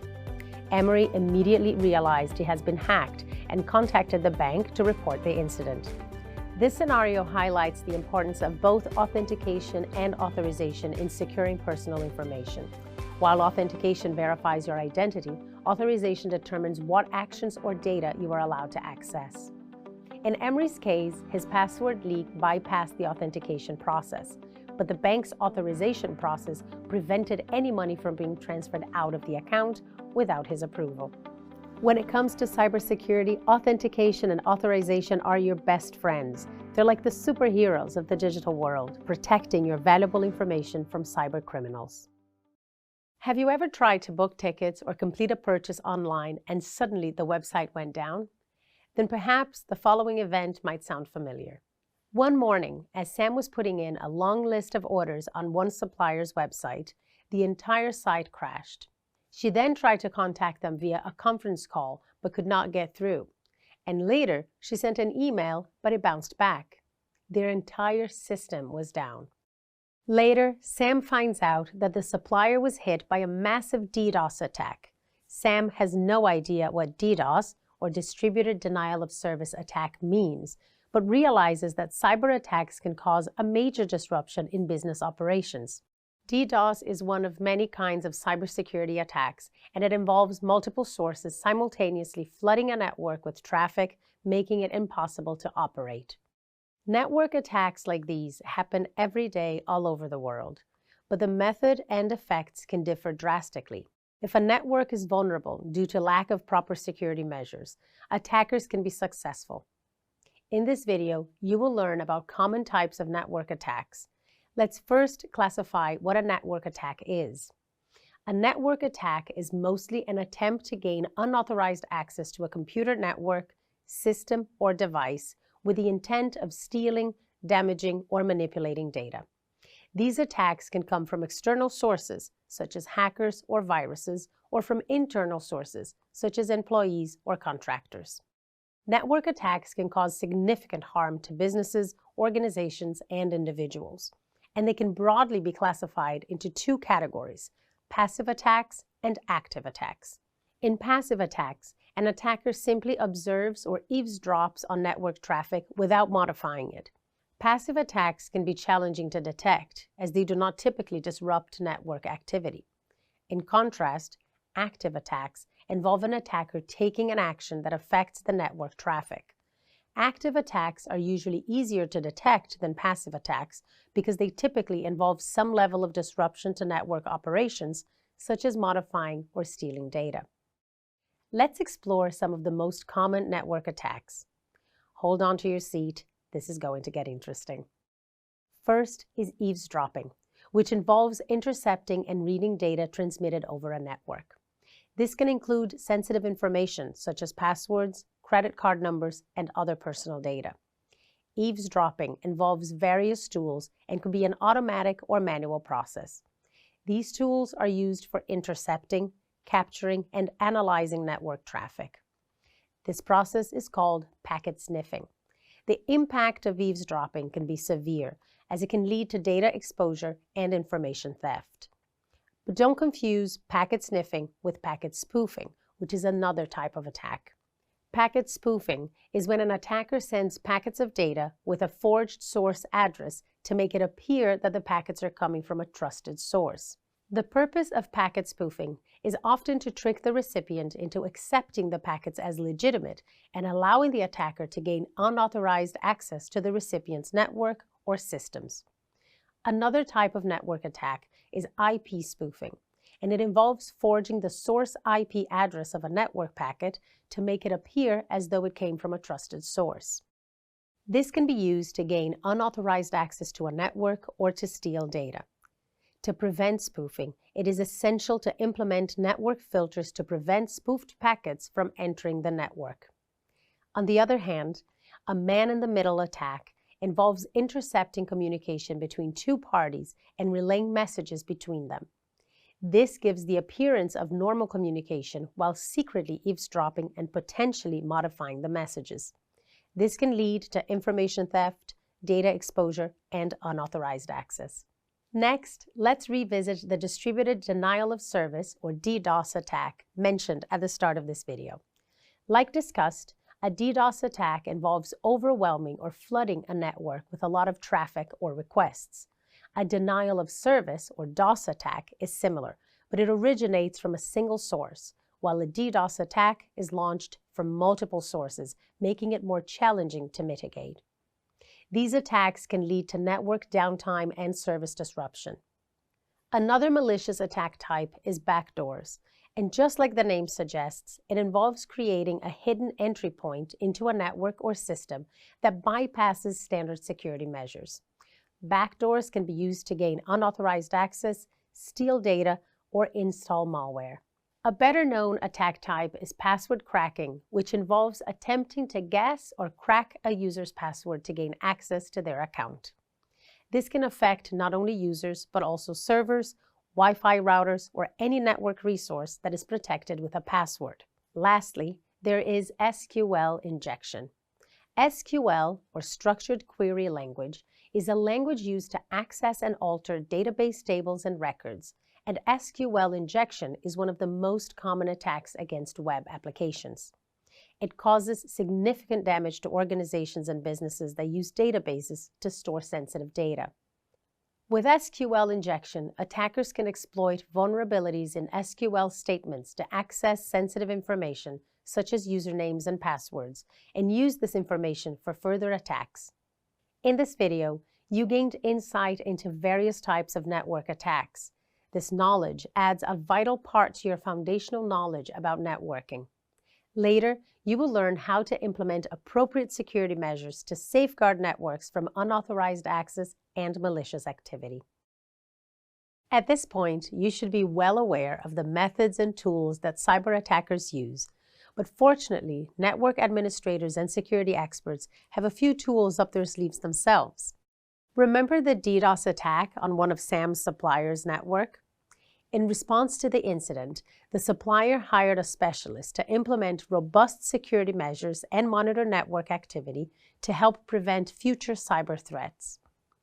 Sam should probably take these security measures for her business too, right? But what would that entail? In this video, you will learn about network security and the tools network administrators can use to ensure the security of a system. Effective network security is built upon three core principles: confidentiality, integrity, and availability. Confidentiality ensures that only authorized individuals have access to sensitive information. Integrity guarantees that your data remains accurate and unaltered.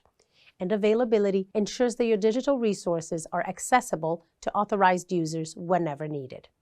Without proper network security measures in place, a network and its data are vulnerable to a variety of threats. These threats can include hackers, viruses, malware, and other malicious software that can cause significant damage to the network and compromise sensitive information. That's why network security is essential for protecting data and a business's reputation. To do this, network administrators and security specialists need the correct tools and technologies to keep a network safe and secure. Let's explore some of these network security tools, starting with firewalls. Firewalls are the first line of defense for all networks and a critical tool in the network security toolbox. By now, you know firewalls prevent suspicious traffic from coming in or going out of the network. But they also stop port scanning. Firewalls are very effective in securing a network because it prevents harmful content from entering the network in the first place. Another crucial tool is passwords, which is not just for protecting user accounts, but also to secure servers, Wi-Fi networks, and other network devices. You might find it frustrating to create passwords that have symbols, numbers, capitals, and so on, but having learned about password cracking, you should now understand why you're encouraged to do so. Weak passwords can be cracked easily, so you need to follow the best practices when setting up passwords. Network administrators should also implement passwordless authentication and multi-factor authentication where possible for an extra layer of security on plain passwords. An intrusion detection system, or IDS, is another preventative tool. It continuously monitors networks for any signs of suspicious activity or potential threats. An IDS analyzes network traffic patterns and compares them against known attack signatures. In this way, IDS quickly identifies potential intrusions and alerts network administrators, enabling swift action to counter any threats. Network security greatly depends on endpoint security that determines how safe, secure, and clean the devices in the network are. So anti-malware tools also form a part of the network security toolbox. Remember, malware is malicious software that infects and compromises a network or device. Cyber attackers spread it through various vulnerabilities in a network. Fortunately, modern anti-malware tools are smart enough to detect attackers' footprints and unusual activities in network endpoints like computers and phones. In general, network administrators should perform regular network maintenance tasks, which can protect against various types of attacks. Network administrators should regularly update software, perform vulnerability assessments, and monitor traffic and system logs. Finally, it's crucial to educate the users in your network because human error is often considered the main weak link in a network. Informed and well-educated users can help to prevent many potential network attacks. Teaching users about network best practices is essential for network security. In this video, you've learned that when it comes to network security, relying on a single protective measure is like keeping a toolbox with only one tool in it and hoping you can fix any problem with it. To truly safeguard networks, you need a multi-layered defense strategy that uses a variety of tools and techniques. And by watching this video, you are now equipped to identify what network administrators can use to ensure the security of a system. As businesses become more reliant on technology, cyber threats have become more sophisticated and frequent. As you've learned, safeguarding a network from these threats is critical for any business connected to the internet. But waiting for an attack to happen isn't the way to go. That's where firewalls come in handy. They provide proactive protection, preventing network outages and costly data theft. In this video, you will explore firewalls in detail and learn how they can safeguard devices and networks from potential threats. To begin, let's start by understanding what firewalls are and how they work. As you may remember, a firewall is a network security device that sits between a trusted and untrusted network, such as the internet. For instance, let's take Sam's Scoops as an example. Now that the business is connected to the internet, it is exposed to all sorts of threats. A firewall can act as a protective barrier, preventing these threats from entering the network. You can compare it to a country's border control. In the same way officials check people to ensure they aren't carrying anything that isn't allowed in and out of the country, firewalls analyze all incoming and outgoing traffic. Based on this analysis, it grants or denies access to the network according to predefined security rules. Ideally, the firewall allows all legitimate traffic while denying malicious traffic, such as malware and intrusion attempts. But how does it accomplish this important role? By default, most firewalls deny all incoming traffic and filter outgoing traffic until an organization's security team configures what traffic should be allowed in and out. The firewall checks each data packet to determine if certain conditions are met before it allows traffic to pass through. These conditions could be a specified IP address, a network port, a network protocol, or a combination of conditions. Now that you understand the basics of how firewalls work, let's examine the different types of firewalls available. Some firewalls are hardware-based and are inside devices built to act as firewalls. Firewalls can also be virtualized to run on a server. Other firewalls are software programs that run on personal computers or even inside routers. In all cases, a firewall is a list of permit and deny statements of what can and can't pass through it, thereby protecting a network. Firewalls have to check every packet of data that arrives against a list of rules to decide if the packet is permitted or denied. This can be very time-consuming and counterproductive, slowing the network down. So, when it comes to a network and its firewall, some decisions need to be made. 1. What traffic needs to be checked? And 2. Where does it need to be checked? In other words, where is the best place to put border controls in a network? Security teams make these decisions by assessing the risk that different network devices, or zones, carry.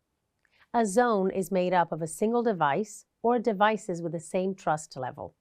These devices can be physically remote from one another on the network, or they can be close by. But as long as they all share the same trust level, they're in the same zone. The trust level is assigned on a scale of 0 to 100. The higher the number, the higher the level of trust. And the firewall acts according to what zone traffic is going to or coming from.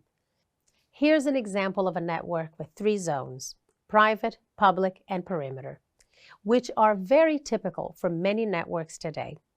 A trusted or private zone has resources and devices that should never be accessible to anyone outside of an organization, so a firewall would block all incoming traffic. Examples include printers, workstations used by internal users, and internal servers. These are typically assigned the highest trust value of 100. Zones with a high number require more protection than others. But it also means that the firewall won't check outgoing traffic as rigorously as for other zones. The perimeter zone, also known as DMZ or demilitarized zone, is where resources and services accessible from outside the organization are available. For example, you can use a perimeter network to provide access to an application, a partnering organization, or a supplier. This zone is typically assigned the value of 50, so not all incoming traffic will need to be checked, but it's still treated with a lot of caution. A public zone contains everything outside the organization. This zone is part of the internet or another network and is not under the organization's control. It carries the most risk, so it has a trust level of 0. In other words, everything coming in needs to be checked. Dividing a network up into these 3 different zones helps security teams to know which part of the network requires the most protection and where traffic should be checked most rigorously. Quite important information for configuring a firewall, wouldn't you say? If you don't have a firewall, an attacker could use malware to take advantage of your bandwidth to use it for themselves, or sensitive and private information about employees and clients could be stolen. Your entire network could even be held for ransom. Thus, it's vital to place firewalls between your network and any outside connection. Sam Scoop's network needs firewall protection because it's connected to the internet. At the moment, the router on the network provides enough protection. But as the business expands, so will the amount of traffic that needs to be checked. And this can slow the router and network down. Before that happens, a dedicated firewall will need to be added to the network. As technology advances, so do the techniques cybercriminals rely on. However, with a well-configured firewall in your cybersecurity toolbox, you can safeguard your network from unauthorized access. Firewalls are great at protecting networks from incoming attacks from the internet, but sometimes they have to be configured to allow certain kinds of traffic into a network to make a business function. Take a website, for example. The firewall for Sam Scoop's website will have to allow website traffic and traffic for services like email through the network.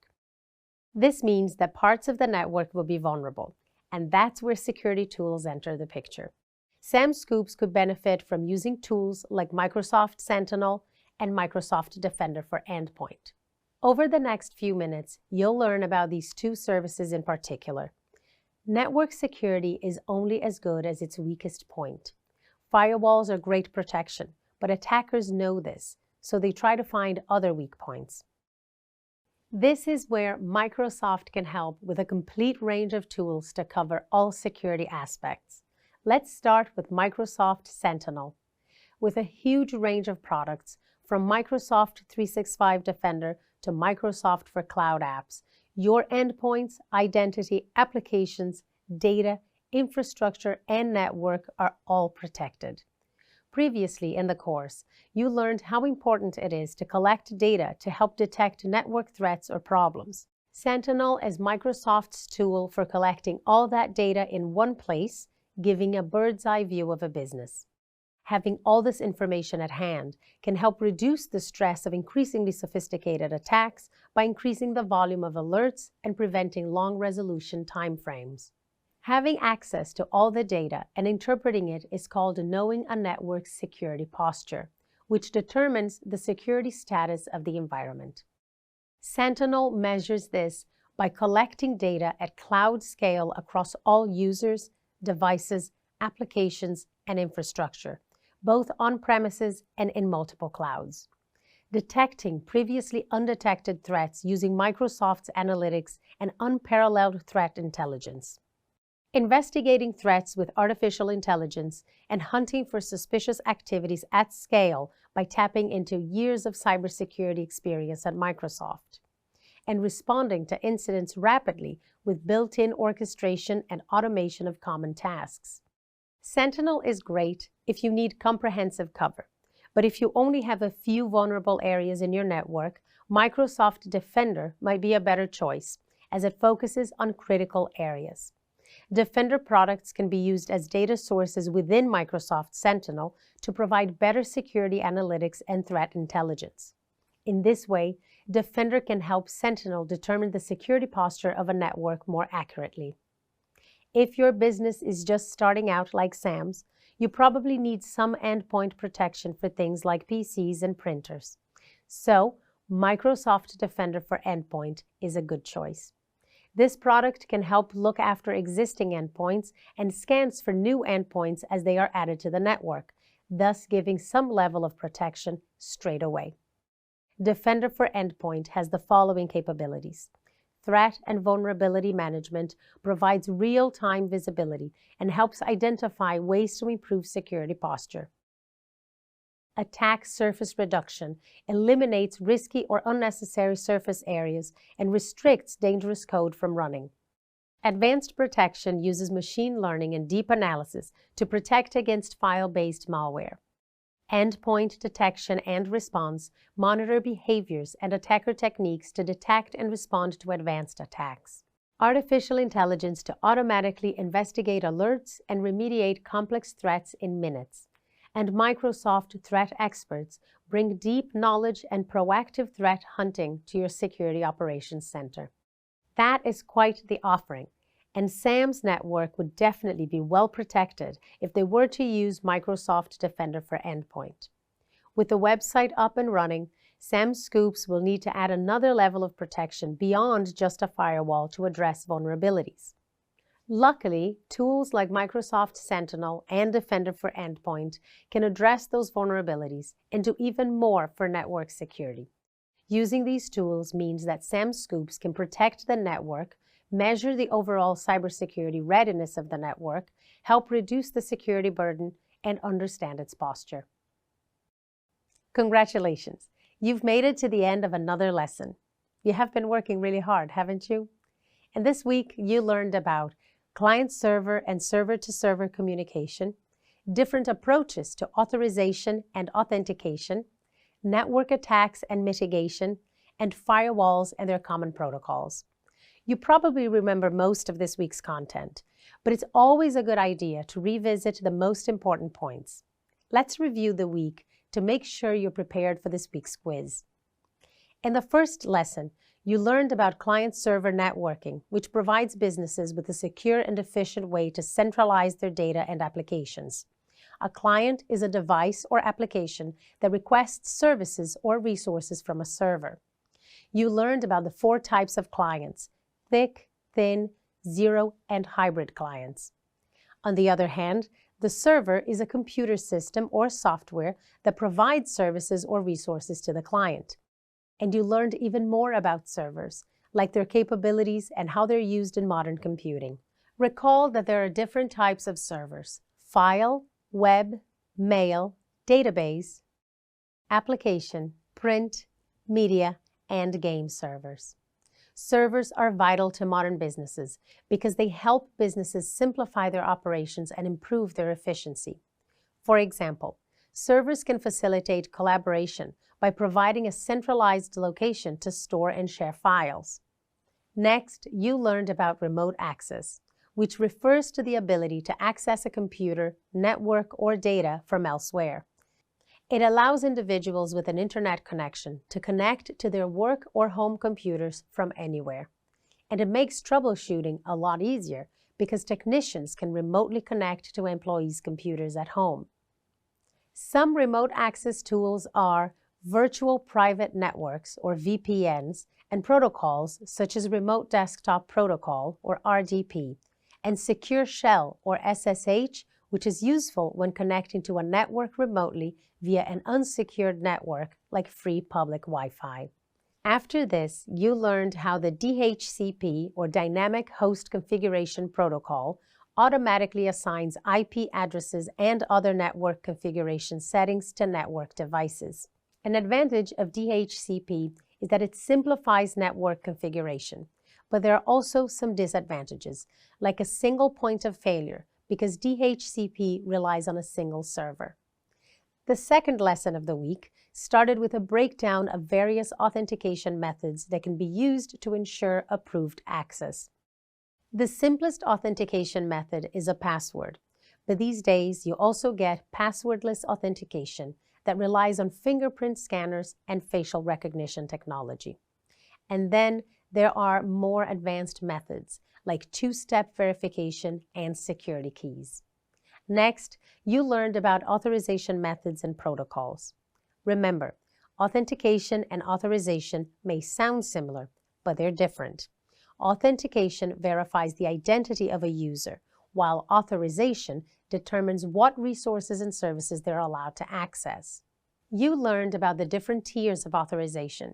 These levels of access can be granted depending on the user's role, responsibilities, and level of trust. You also learned how authorization is done in modern business organizations based on different models like ABAC, RBAC, MAC, and DAC. After this, you learned about different types of networks and Wi-Fi security. The networks you learned about include the Internet, intranet, and extranet, and you explored the benefits of each. You also learned the importance of Wi-Fi security in protecting your network from cyber attacks. Like, for example, changing the default username and password of your router. Delving further into security, you discovered the protocols associated with VPNs and access control systems and the protocols used to authorize users. But no matter what security measures you take, network attacks still happen. Attacks can come from external sources like hackers or viruses, or internal sources like employees or contractors. Because it's so important, you learned about common passive and active attacks that attempt to gain unauthorized access to a network to steal, damage, or manipulate data. One such example is spoofing, where an attacker impersonates a legitimate user or device. To combat attacks like these, network administrators need tools and methods to ensure the security of a system. Tools at administrators' disposal include firewalls, passwords, endpoint security, network maintenance, intrusion detection systems, and educating users. To truly safeguard networks, you need a multi-layered defense strategy using various tools and techniques. And such a strategy will depend on best practices to avoid network attacks. One such best practice is updating software regularly to fix known vulnerabilities. Then, in the last part of this lesson, you learned all about firewalls. Using a firewall is a proactive way of protecting a network by filtering or denying traffic. A firewall checks each data packet to determine if certain conditions are met before it allows traffic to pass through. These conditions could be a specified IP address, a network port, a protocol, or a combination of conditions. Together, these conditions make up a firewall policy. Firewalls are great at protecting networks from incoming attacks from the internet, but sometimes they have to be configured to allow certain kinds of traffic into a network to make a business function. This means that parts of the network will be vulnerable. But luckily, there are tools like Microsoft Sentinel and Microsoft Defender for Endpoint that can help with that. While firewalls are essential, they aren't foolproof. Failing to address the gaps in a firewall's protection or not correctly maintaining it compromises its effectiveness and can introduce unnecessary threats. Network administrators need to be able to identify threats. They can do so using penetration testing and continuous monitoring. It's also essential to practice proper change control, the process that precedes making changes to a firewall's protocol. Altogether, firewall threats can be minimized by having good procedures and policies and end-user security education. And that was the end of week 3. There is a lot of information to digest from this week, so don't hesitate if you need to take a break before taking the module quiz. You only have to start the quiz when you feel ready. Good luck. By now, you know that networking and network security are important components of modern business operations. But have you considered how organizations keep up with the changing landscape as the world's dependence on the internet and cloud computing grows? In this video, you'll discover how Microsoft Azure, a cloud computing platform, can help organizations build, deploy, and manage their applications and services in the cloud. To begin, let's first unpack what Azure is. Azure is a scalable and flexible cloud computing platform that provides a wide range of services like computing resources, storage, networking, and security services. Think of it like a state-of-the-art factory with all the latest tools and equipment a business needs to run efficiently. Just as a factory can adjust its production capacity based on market demands, a business can easily scale its computing resources up or down as needed with Azure. And just like a factory has safety and security practices in place to ensure its operations are secure, businesses can rely on Azure's advanced security features and infrastructure to protect its data and run its operations effectively. Ultimately, businesses like Sam's Scoops, for example, can use Azure to run its applications, databases, and other services in the cloud, providing the flexibility, scalability, and cost-effectiveness the business needs to grow. Azure fulfills this important role by offering hybrid cloud capabilities, enabling organizations to integrate and connect their on-premise infrastructure with the cloud. This integration allows modern-day businesses to benefit from cloud computing while maintaining control over their data and applications. And as mentioned earlier, Azure also enables organizations to scale their resources up or down as needed. This flexibility means that organizations can easily add or remove resources to match their application's demands, ensuring that their application always runs smoothly. This is all made possible by Azure's range of services that include everything from virtual machines to security services. Let's explore some of these Azure services. One of the first key components of the platform is Azure Virtual Machines, a cloud-based solution that enables businesses like Sam's Scoops to host their applications, databases, and websites in a secure, scalable, and cost-effective manner. These virtualized computer instances can run any operating system, giving businesses the flexibility to choose the software that best fits their needs. In addition, virtual machines allow businesses to take advantage of the latest hardware technology without the hassle and expense of purchasing and maintaining physical hardware. This makes it possible for businesses to scale their resources as they grow without having to worry about the complexity and costs of hardware installations. Azure Network Services, on the other hand, offer a secure and reliable network infrastructure for businesses. These services include virtual networks, load balancers, and traffic managers. With virtual networks, organizations can create isolated network environments to host their applications and services securely. Load balancers distribute application traffic evenly across virtual machines, while traffic managers enable them to direct traffic to the most suitable service endpoint. Now that you've covered Azure Network Services, let's talk about another key component of the platform, Azure Storage Services. Azure Storage Services offer a range of storage options, including blob storage, file storage, queue storage, and table storage. These storage solutions provide a secure and scalable option for businesses to store their data in the cloud. Blob storage is ideal for storing unstructured data, such as images, videos, and documents. File storage, on the other hand, is suitable for storing structured data, such as databases. Queue storage is used for data passing between different components of an application, while table storage is a cost-effective service that reads and writes data from tables. So far, you've learned about Azure's virtual machines, network, and storage services. But what does the platform have to offer in terms of protecting a business's applications and data? Azure's security services provide businesses with a range of security options to protect their data from external threats. The Azure Security Center is a central dashboard that gives businesses a comprehensive view of their security status.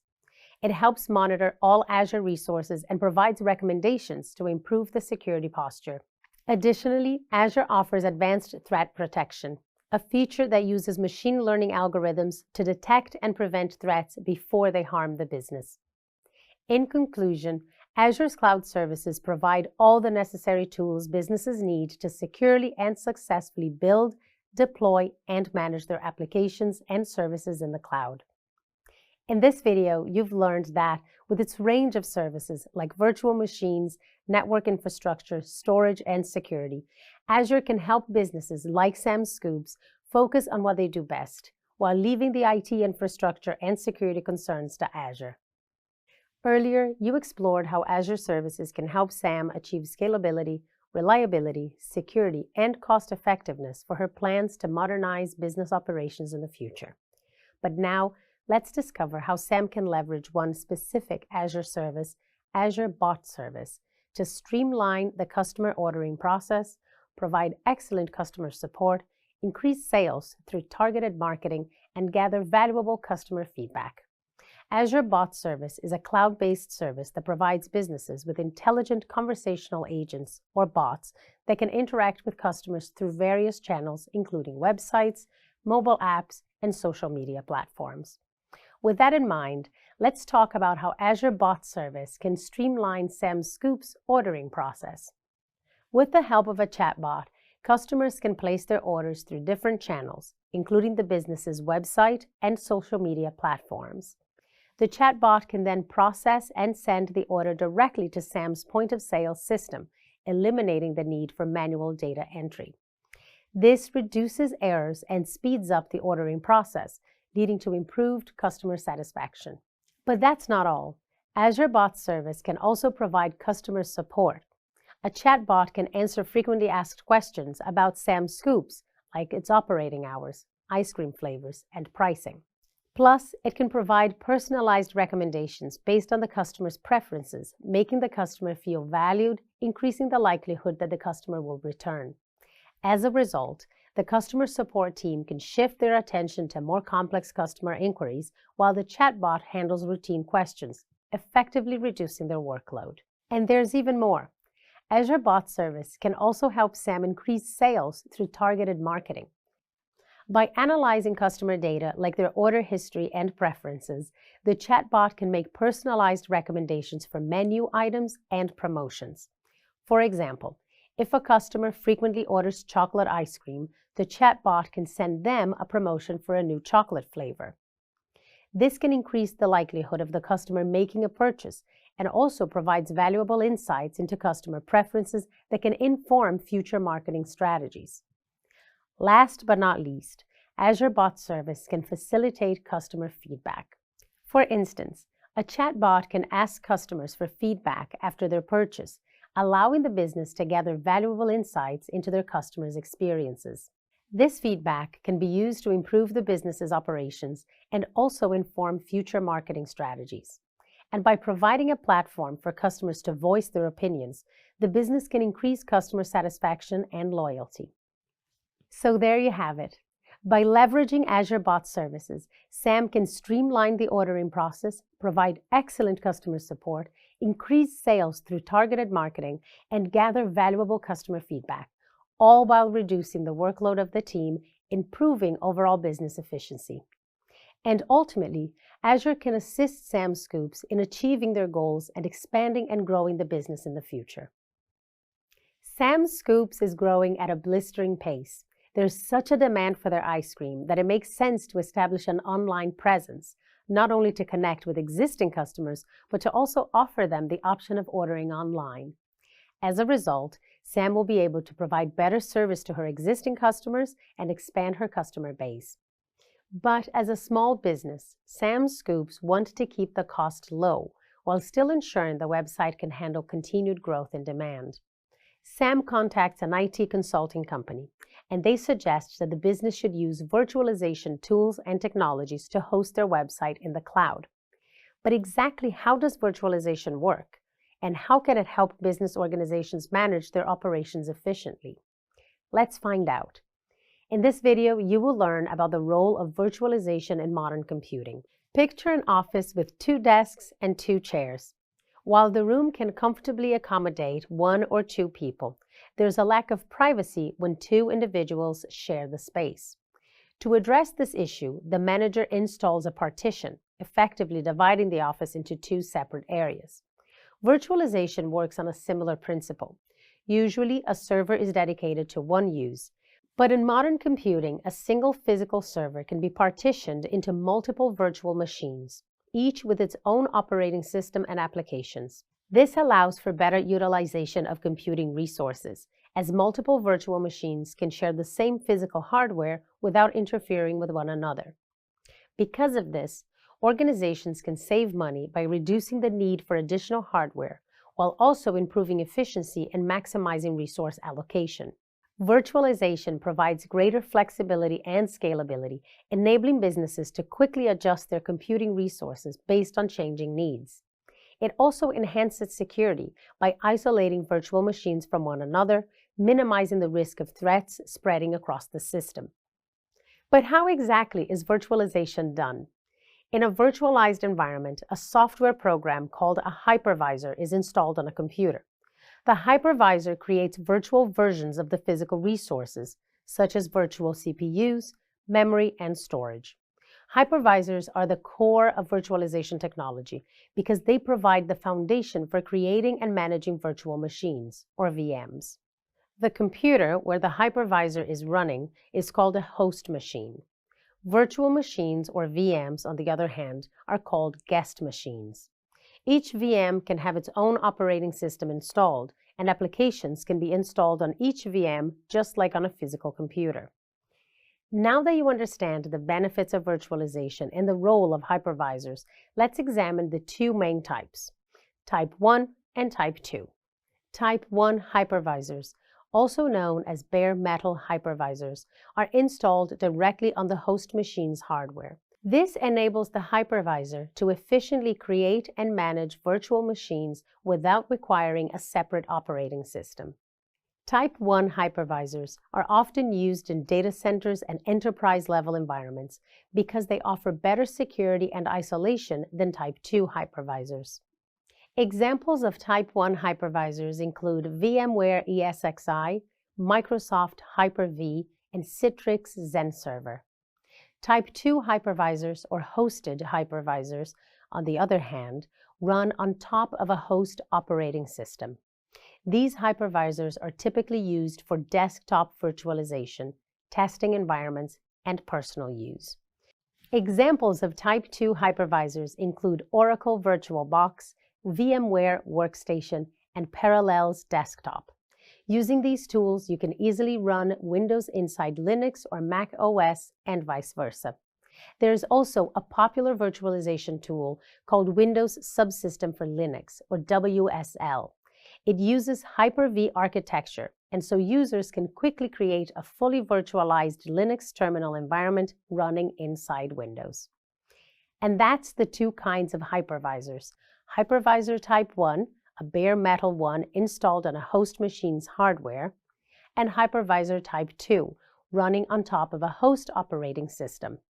In conclusion, virtualization is a logical choice for small businesses because it can use one server for multiple purposes, optimizing the resource the business uses.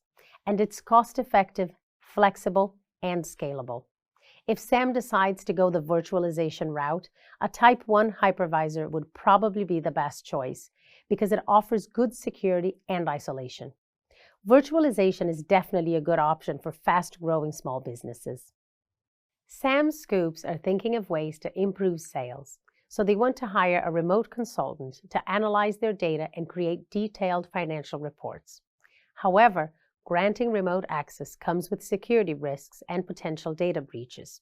How can they allow a consultant to access the data without risking that it will be copied or downloaded?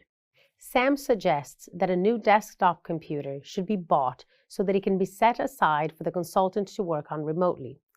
But this is quite costly. There must be a better solution to this problem. And there is. Azure Virtual Desktop.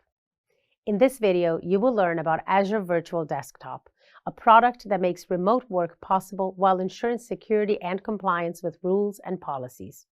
So what is a virtual desktop? A virtual desktop is like a regular computer, just without a physical presence.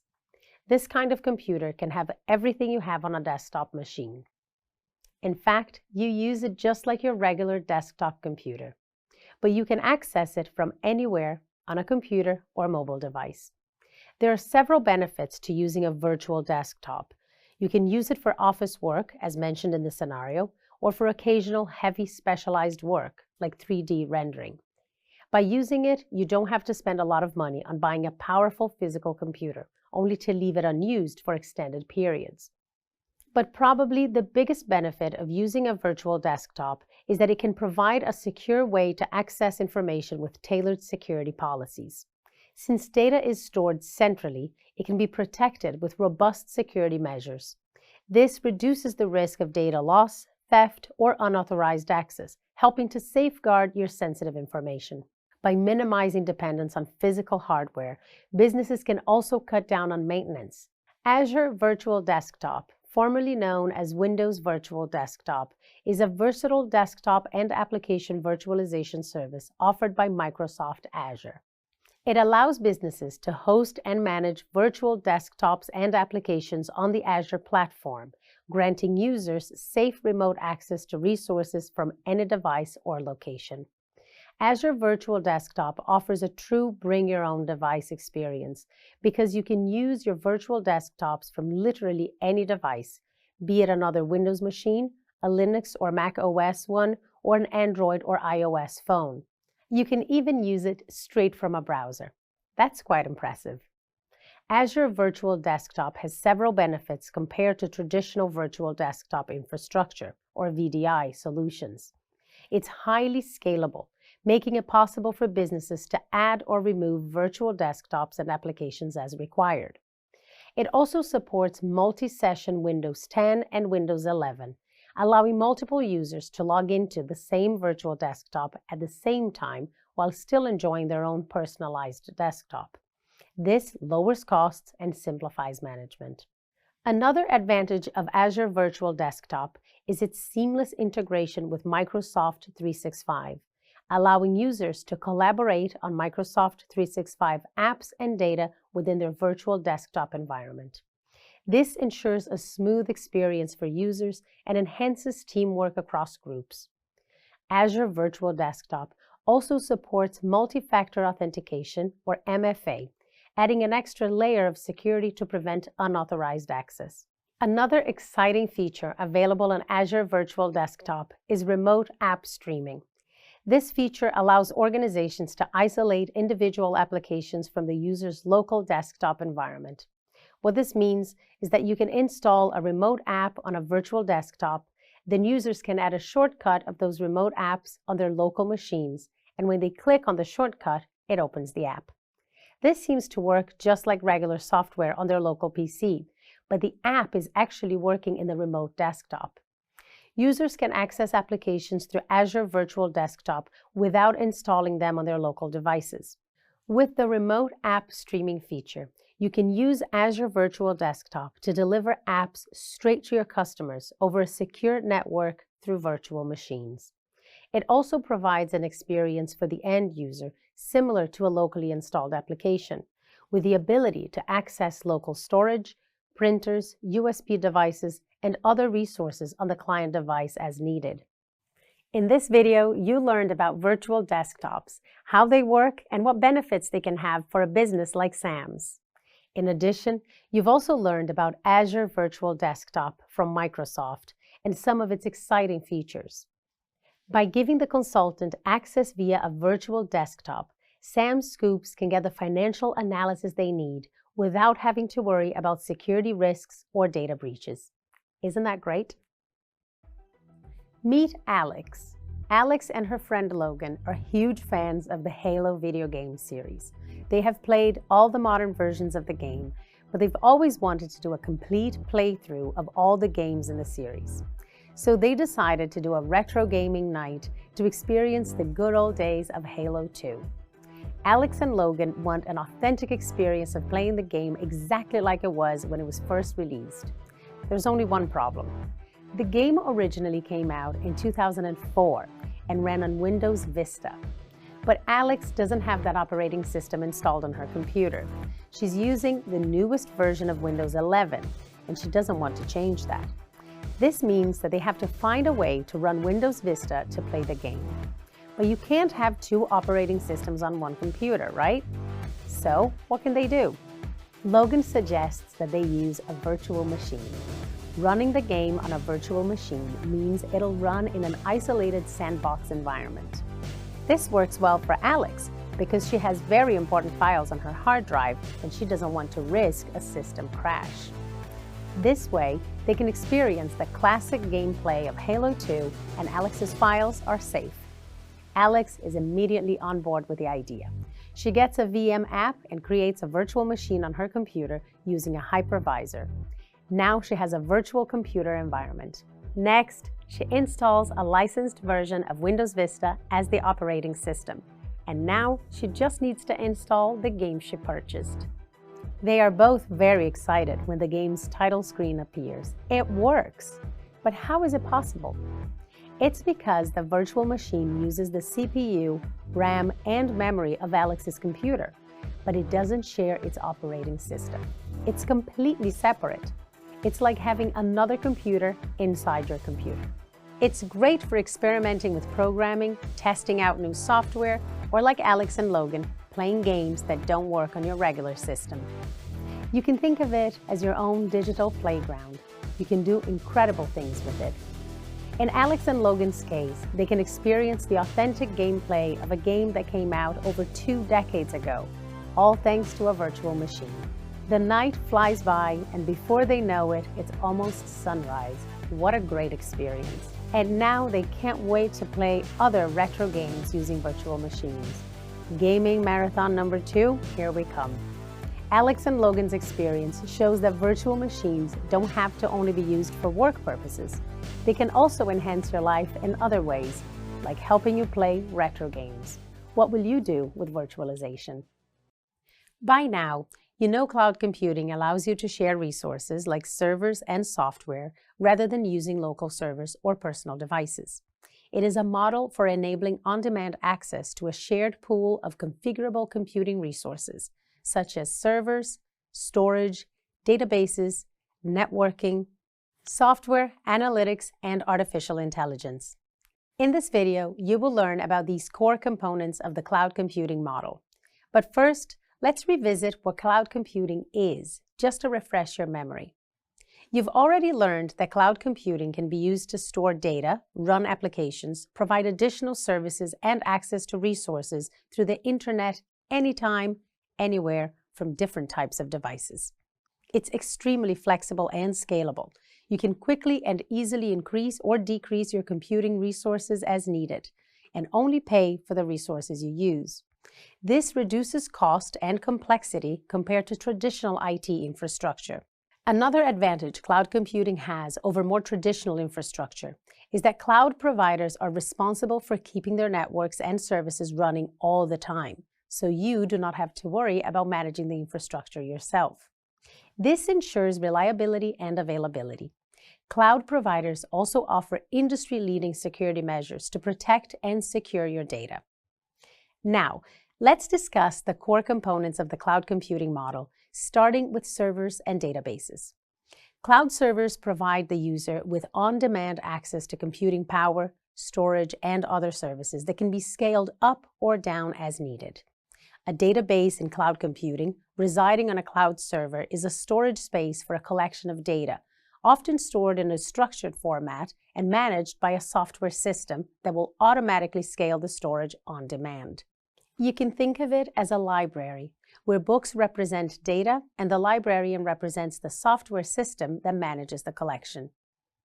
Just like a librarian organizes books into categories and keeps track of their location, a database management system organizes data into tables and manages its storage and retrieval. The benefit of the cloud is that the librarian can build new rooms as they are needed. Cloud databases are hosted on a remote server, providing you with convenient access to your data without having to maintain your own physical hardware. They can also be scaled up or down depending on the user's needs, and they often provide better security and performance than traditional on-premises databases. Cloud databases are increasingly popular for businesses with growing data needs that require access to data quickly and securely. When it comes to cloud networking, cloud providers have their own networks that connect their customers to resources and allow data to be transferred between them. These networks are typically highly redundant and fault-tolerant, meaning that they are designed to minimize downtime and ensure high availability of services. Internet connectivity is essential to access cloud services, which can be done through wired or wireless connections. Additionally, virtual private networks, VPNs, provide a secure way to connect to cloud resources over the Internet, which is crucial for maintaining data security. Like databases, software is also stored on servers, and it's accessed through the Internet rather than stored and run on your local device. This allows you to access the software from anywhere, as long as you have an Internet connection. For this reason, cloud computing allows for easy collaboration and data sharing. And as a bonus, the software is also updated automatically. In computing, the process of analyzing and interpreting data to make informed decisions is known as analytics. This is another core component of the cloud computing model. Typically, this process is performed on very large amounts of data, which the cloud is well suited to store. Cloud-based analytics can provide businesses and organizations with valuable insights into their data, which can be used to enhance operations, identify growth opportunities, and make informed decisions. Additionally, the insights gained from cloud-based analytics can be incorporated into data sets that can be used for machine learning. But what exactly is machine learning and artificial intelligence? Artificial intelligence, or AI, is a branch of computer science that focuses on creating intelligent machines that can do tasks that typically require human intelligence. AI algorithms are used to solve complex problems, such as recognizing objects in an image, understanding language, and playing games. Machine learning, on the other hand, is a subset of artificial intelligence and computer science that focuses on the use of data and algorithms to imitate the way that humans learn, gradually improving its accuracy. Machine learning algorithms learn from data by building mathematical models to recognize patterns and make predictions. For example, machine learning can identify patterns in large data sets, such as customer behavior or stock market trends. Isn't it amazing to think that machines can learn to make decisions independently and become smarter over time? In summary, cloud computing offers a range of benefits, including more flexibility, scalability, and better security than traditional IT infrastructure. It's a cost-effective way to access and use technology services over the Internet without buying physical hardware. It can be tailored to fit the needs of each individual user or business, and can be used to develop solutions to complex problems. Cloud computing is here to stay and will continue to play a significant role in the future of technology. Machine learning, or ML, is a branch of AI that is all about training a machine by providing it with data and asking it to process and interpret that data using algorithms. Given enough data, the machine will be able to identify patterns and then provide direction or insight into a problem, as well as make decisions or predictions. Cloud-based ML services offer an accessible and cost-effective way to incorporate ML capabilities into businesses without requiring extensive expertise or resources. This video explains the common uses of ML platforms and services that could improve Sam Scoop's business operations. First is managed ML platforms, which provide a comprehensive suite of tools to build, train, and deploy machine learning models. They often come with pre-built algorithms and an environment that simplifies the development process. By using a managed ML platform, Sam Scoops can create a sales prediction model to forecast ice cream flavors' popularity based on historical sales data, weather, and customer preferences. This could enable them to adjust their inventory and production to meet customer demand more effectively. Next is automated machine learning, or AutoML, which are services that automatically select the best algorithms and parameters for a given problem, thereby simplifying the machine learning process for beginners. By using an AutoML service, Sam Scoops can quickly build and deploy models without having to learn about various machine learning techniques or spend time fine-tuning the models. For instance, Sam Scoops can use an AutoML service to predict potential non-returning customers and take targeted actions to retain them. There are also pre-trained ML models.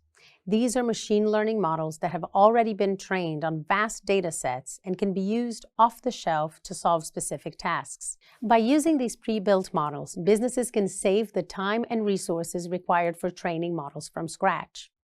Many cloud platforms offer these pre-trained models, which can be easily integrated into applications.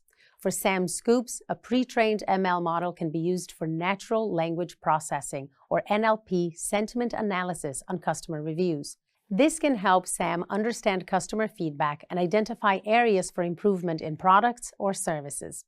Additionally, a pre-trained image recognition model could be employed to identify the most popular ice cream toppings and combinations from images posted by customers on social media. Other services Sam Scoops could use are data storage and processing services. These are essential components of any machine learning pipeline. Cloud platforms provide scalable and secure storage solutions, as well as tools to clean, pre-process, and transform data for ML purposes. For Sam Scoops, data storage services can be used to store sales data, customer information, and other relevant data sets. Data processing tools can then help pre-process and clean this data, making it ready for use in ML models. Last is cloud-based deployment and monitoring services, which ensure that ML models are available for use in real-time applications and help maintain their performance. These services enable businesses to host their ML models for easy integration into applications. Monitoring services track model performance and alert users to any anomalies or problems.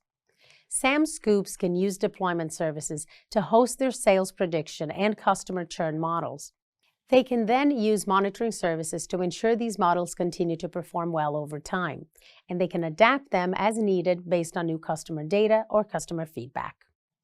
In summary, cloud-based machine learning services offer a wide range of capabilities for businesses, even those new to the field.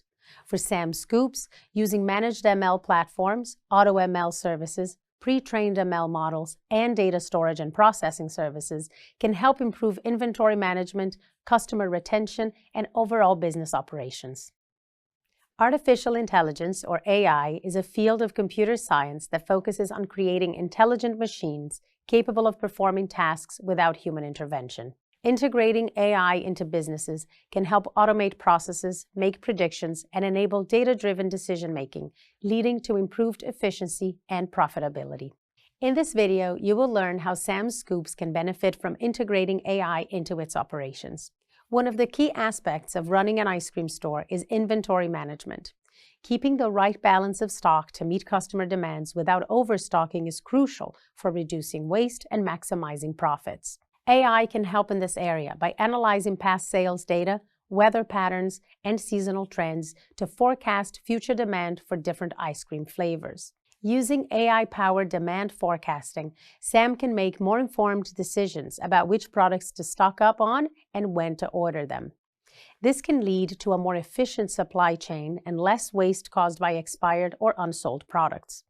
AI can also help create a more personalized experience for customers, leading to increased satisfaction and loyalty.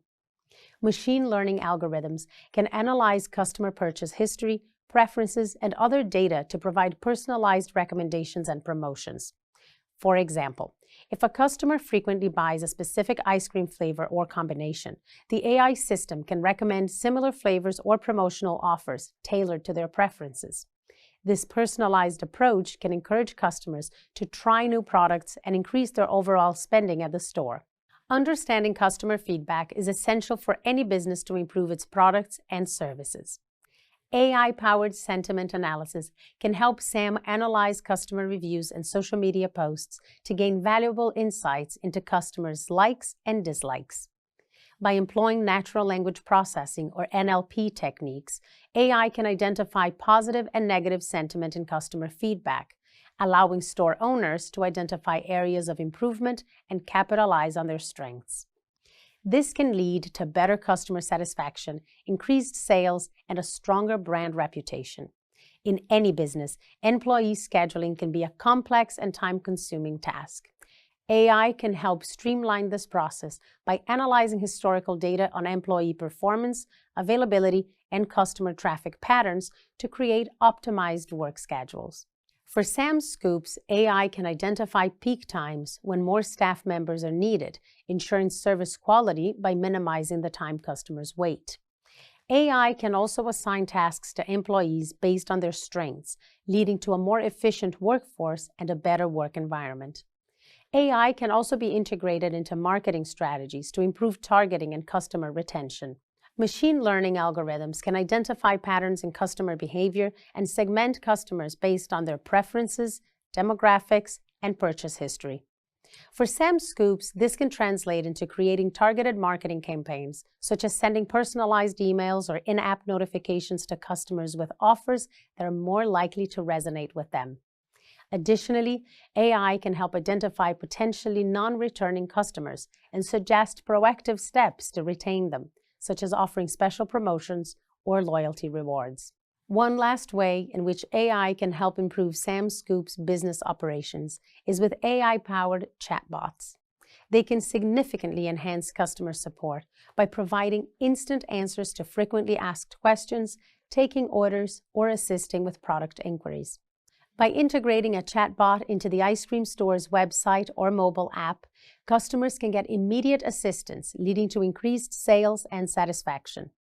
The chatbot can also gather valuable customer data and feedback, which can be used to improve the store's products and services further. In conclusion, integrating AI into Sam Scoops' business operations can lead to significant improvements in various aspects of the business, including inventory management, customer experience, employee scheduling, marketing, and customer support.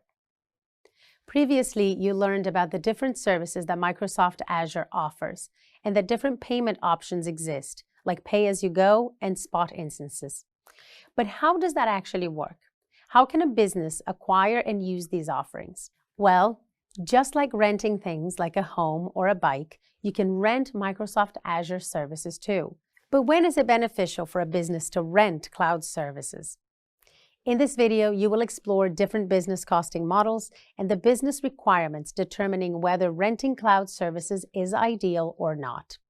This information can help Sam decide on a strategy to keep up with demand. She urgently needs to consider how to modernize her processes and systems without creating too many upfront costs. Let's get started. Renting is a common concept and especially makes sense when something is just too expensive to buy straight away. You can rent a home, a bike, a party costume, and many other things. But the other benefit of renting is that it prevents you from spending a lot of money on something you're going to use only temporarily. Libraries are built on this concept. Why buy a book you'll only read once, after which it'll just sit on your bookshelf? Sometimes renting simply makes sense. This is true for businesses too, especially because startup costs can be high and a business might not have the know-how to maintain and service expensive equipment. Renting public cloud services takes care of the upfront costs as well as the effort and costs of maintenance. To determine if renting or buying is better for a business, you need to understand two business costing models: capital expenditures, or CapEx, and operating expenses, or OpEx.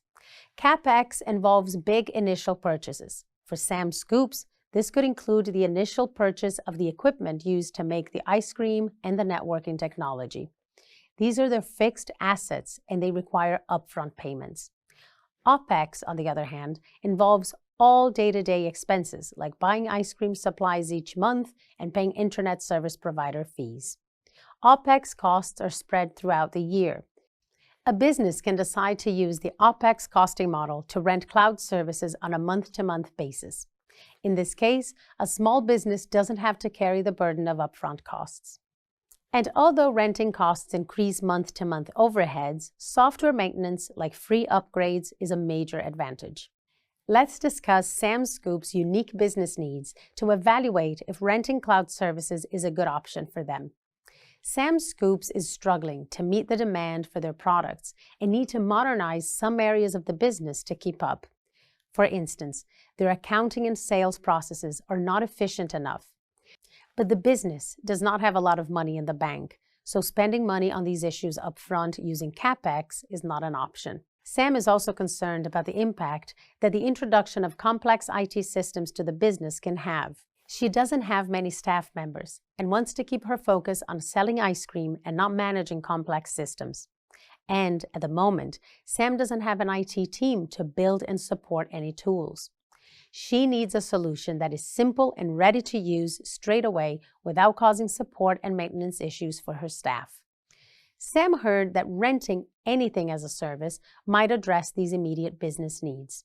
For instance, they want to sell their products online and need an ordering app or an e-commerce website. One solution could be to rent a platform from the public cloud on which a developer can develop an ordering app. Or they could rent infrastructure, like a server to run an e-commerce website. Both of these cloud solutions have challenges, though. She needs this solution urgently, and it will take time to develop an app or an e-commerce website. She will also have to pay a developer to develop it. And if she rents cloud infrastructure, someone on the team will need to install and maintain it. Sam doubts that the team has the time or skills to do this. She needs ready-made cloud solutions that will not cost too much to start off and will be easy to maintain in the long run. In the rest of this lesson, you will explore different anything-as-a-service offerings in more detail to find out which of these cloud solutions might be the ideal option for Sam Scoops. In this video, you learned that renting equipment or services can help a business scale faster because it lightens the burden of its initial capital expenditure, or CapEx. Using the OpEx approach to renting cloud services spreads the cost over time and enables a small startup business like Sam Scoops to still acquire the services and equipment they need.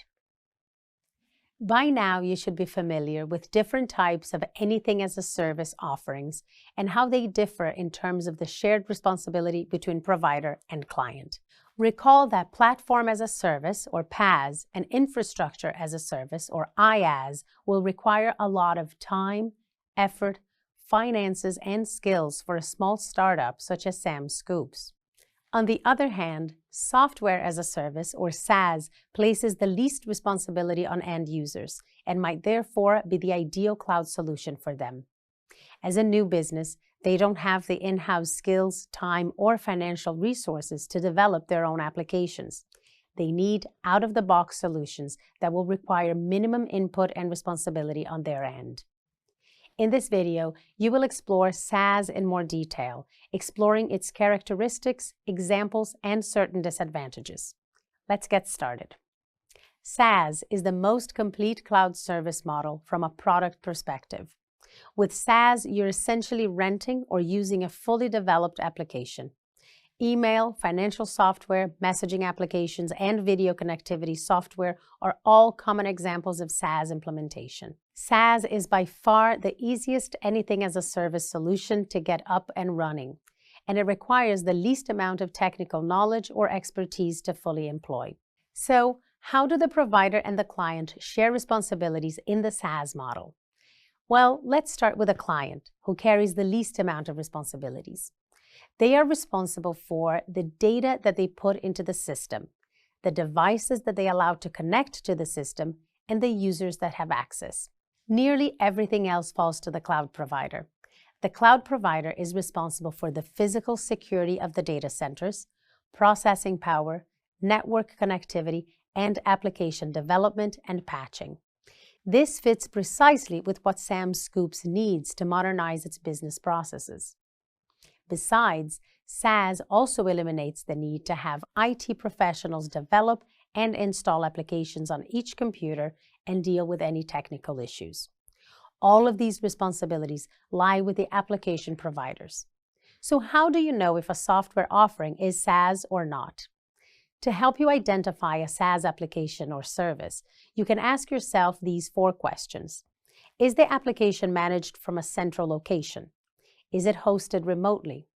Is it accessible over the internet? And is the provider responsible for the maintenance? If the answers to these questions are yes, it's most likely SaaS. SaaS is widespread and you might already be using it every day. Let's think of a few examples. Video on demand is SaaS. You pay a video streaming provider and you can use its service via a web page or app. Microsoft 365 is another example of SaaS that you might be using every day. When you are subscribed to Microsoft 365, you can use the desktop applications, access the applications via the internet, or even use it on a phone. But this model also has some disadvantages. SaaS providers do all the development and maintenance of their services, and this can be very expensive. So in order to make profit, they need as many users as possible to subscribe and use their service. And because it needs to appeal to many different customers, SaaS solutions often allow very little customization, because customizing one aspect affects all customers using the service. Fortunately, SaaS subscriptions are periodically structured. This means that a customer can test it out for a period and then cancel the service if it doesn't serve them well. In some cases, customers can also recommend changes for a later version of a SaaS application. In conclusion, SaaS is a great model for businesses that are just starting out. It allows users to consume applications and services over the internet without any infrastructure in place. And users do not need to worry about maintenance or support issues, since this is all taken care of by the SaaS provider. This means you can use it straight away. But remember, because SaaS caters to a wide audience, customization is limited. Sam now knows which anything-as-a-service solution will help her business meet the demand and keep on growing. The answer is SaaS. The most difficult step would be to find the most suitable SaaS applications for their specific business needs. And the rest of this lesson will guide you in this consideration. You've reached the end of this section of the course on cloud computing and networking.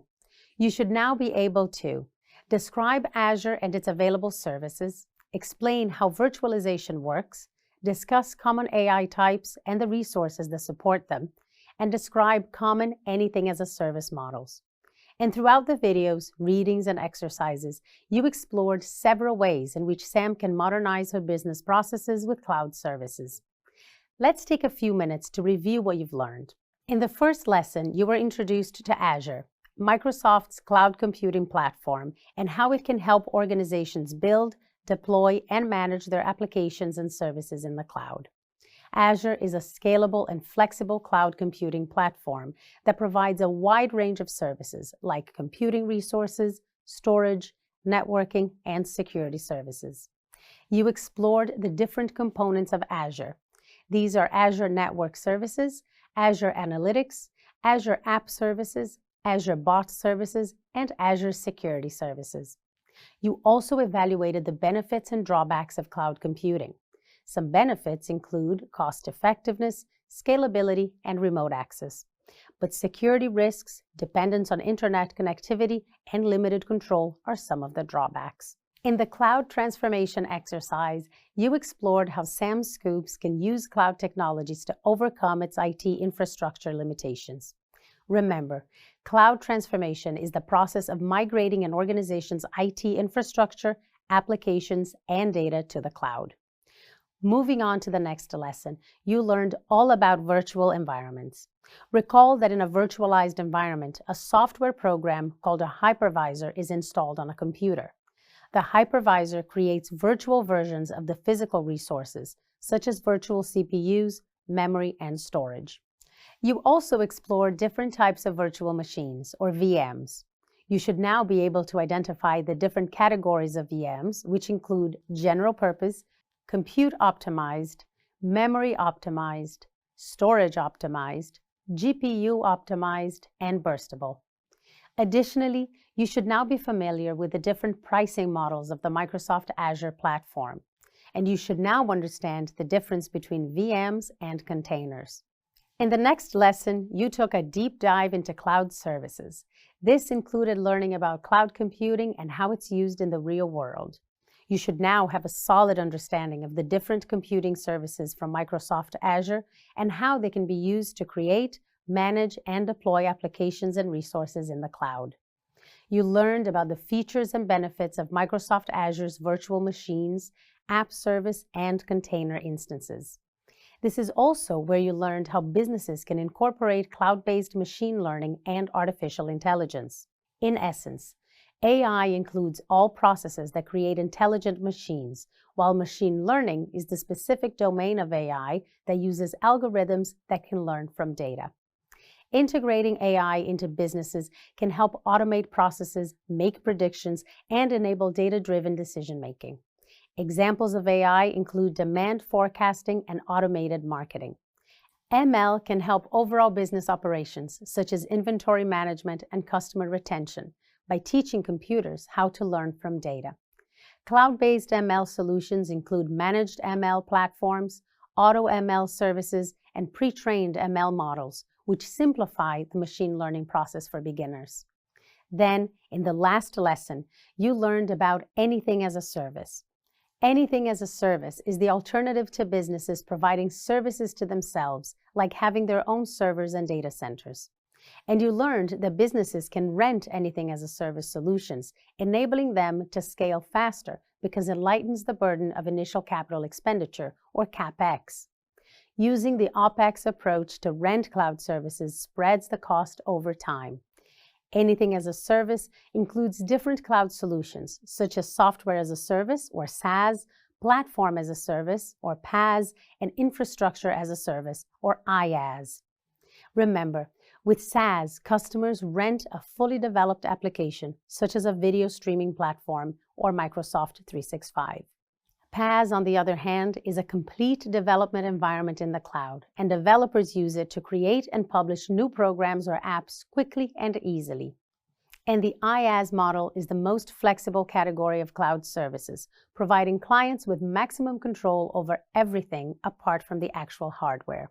You should now know that all anything-as-a-service models differ in terms of the level of shared responsibility between the provider and the client, which poses different advantages and disadvantages. And that brings you to the end of this summary video. You've gained a tremendous amount of new knowledge in this section about cloud computing and networking. And what's more, you are almost done with the course. In the final week of the course, you will gain a real-life example of the role you could play in the digital transformation of a business. This will give you the opportunity to apply the knowledge you've gained in the previous weeks by completing a scenario-based project.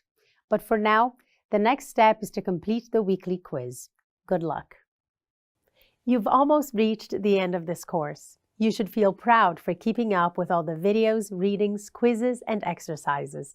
Through your continuous effort, you've gained a solid foundation in the main concepts of networking, network infrastructure and monitoring, network security components, approaches and mitigation, and the cloud computing environment, virtual machines, and cloud services. What's left now is to demonstrate the skills you've learned in the final course project. You will be tasked with producing a digital transformation plan for SEM Scoop's network, and then you will complete the final graded course quiz. But before you get to that, let's recap what you have learned up to this point. The project and graded quiz will test everything you've learned in the course, so use this recap to check which parts of the course you're unsure about and have to review again before you continue. In the very first week, you got an introduction to the basics of computer networking. You learned about computer networks and how data is transmitted across a network, different network types and topologies, the purpose of the Internet Protocol, as well as key aspects of IP addressing. This involved learning about types of area networks, including local area networks and wide area networks, or WANs, like the Internet. You learned about different topologies like the star, bus, and tree topology, and you also covered physical and logical topologies. Then you discovered the steps involved in data transmission. If you don't recall these, make sure to review them before taking the quiz. Next, you were introduced to the Internet Protocol, or IP, and its code system known as IP addresses. You learned about the two IP address versions, IPv4 and IPv6.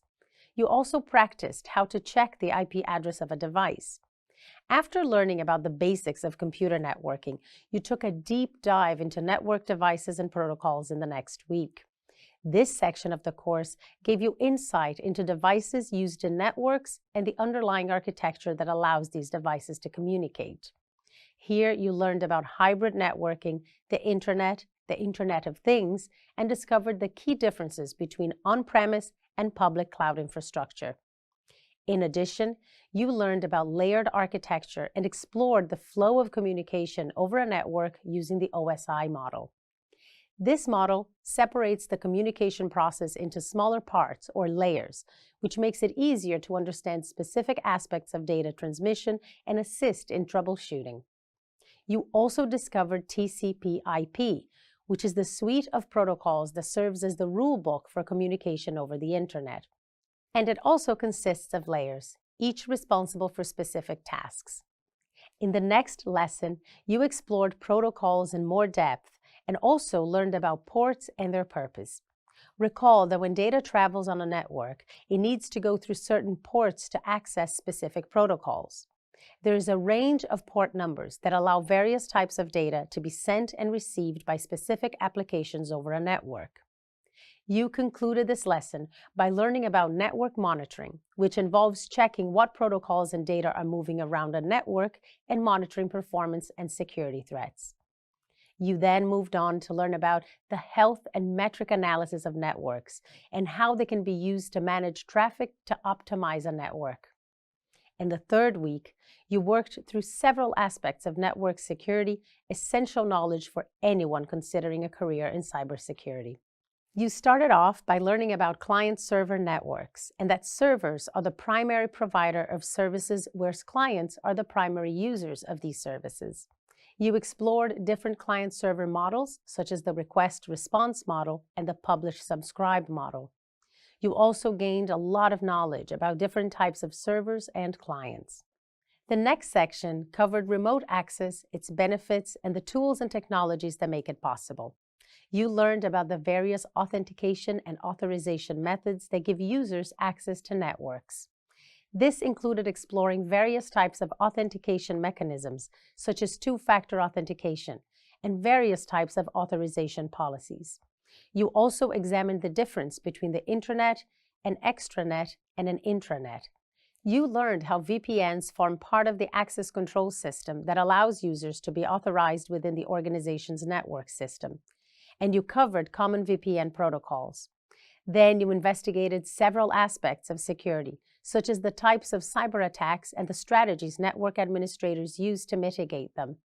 You learned about common cyber threats, such as packet sniffing, packet spoofing, IP spoofing, man-in-the-middle attacks, DDoS attacks, backdoors, password cracking, and SQL injection. You should now be familiar with network security strategies that protect against such threats, like firewalls, password policies, intrusion detection systems, and anti-malware tools. Remember, General network maintenance, such as software updates, vulnerability assessment, and system logs, can also protect against various types of attacks. And don't forget that educating network users about network best practices is essential because human error is often considered the main weak link in a network. In the final lesson, you learned all about firewalls and how network administrators optimize them by setting zones with different security levels and firewall policies made up of many rules.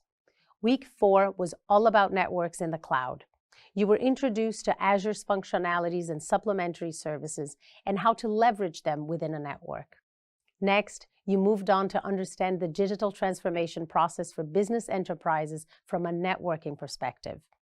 Additionally, you explored virtualization, machine learning, AI, and various cloud services.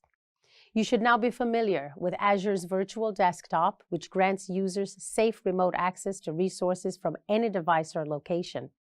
Finally, you concluded your learning journey by learning about anything as a service, which is a collective term for any service that is provided over a network and, in most cases, across the internet.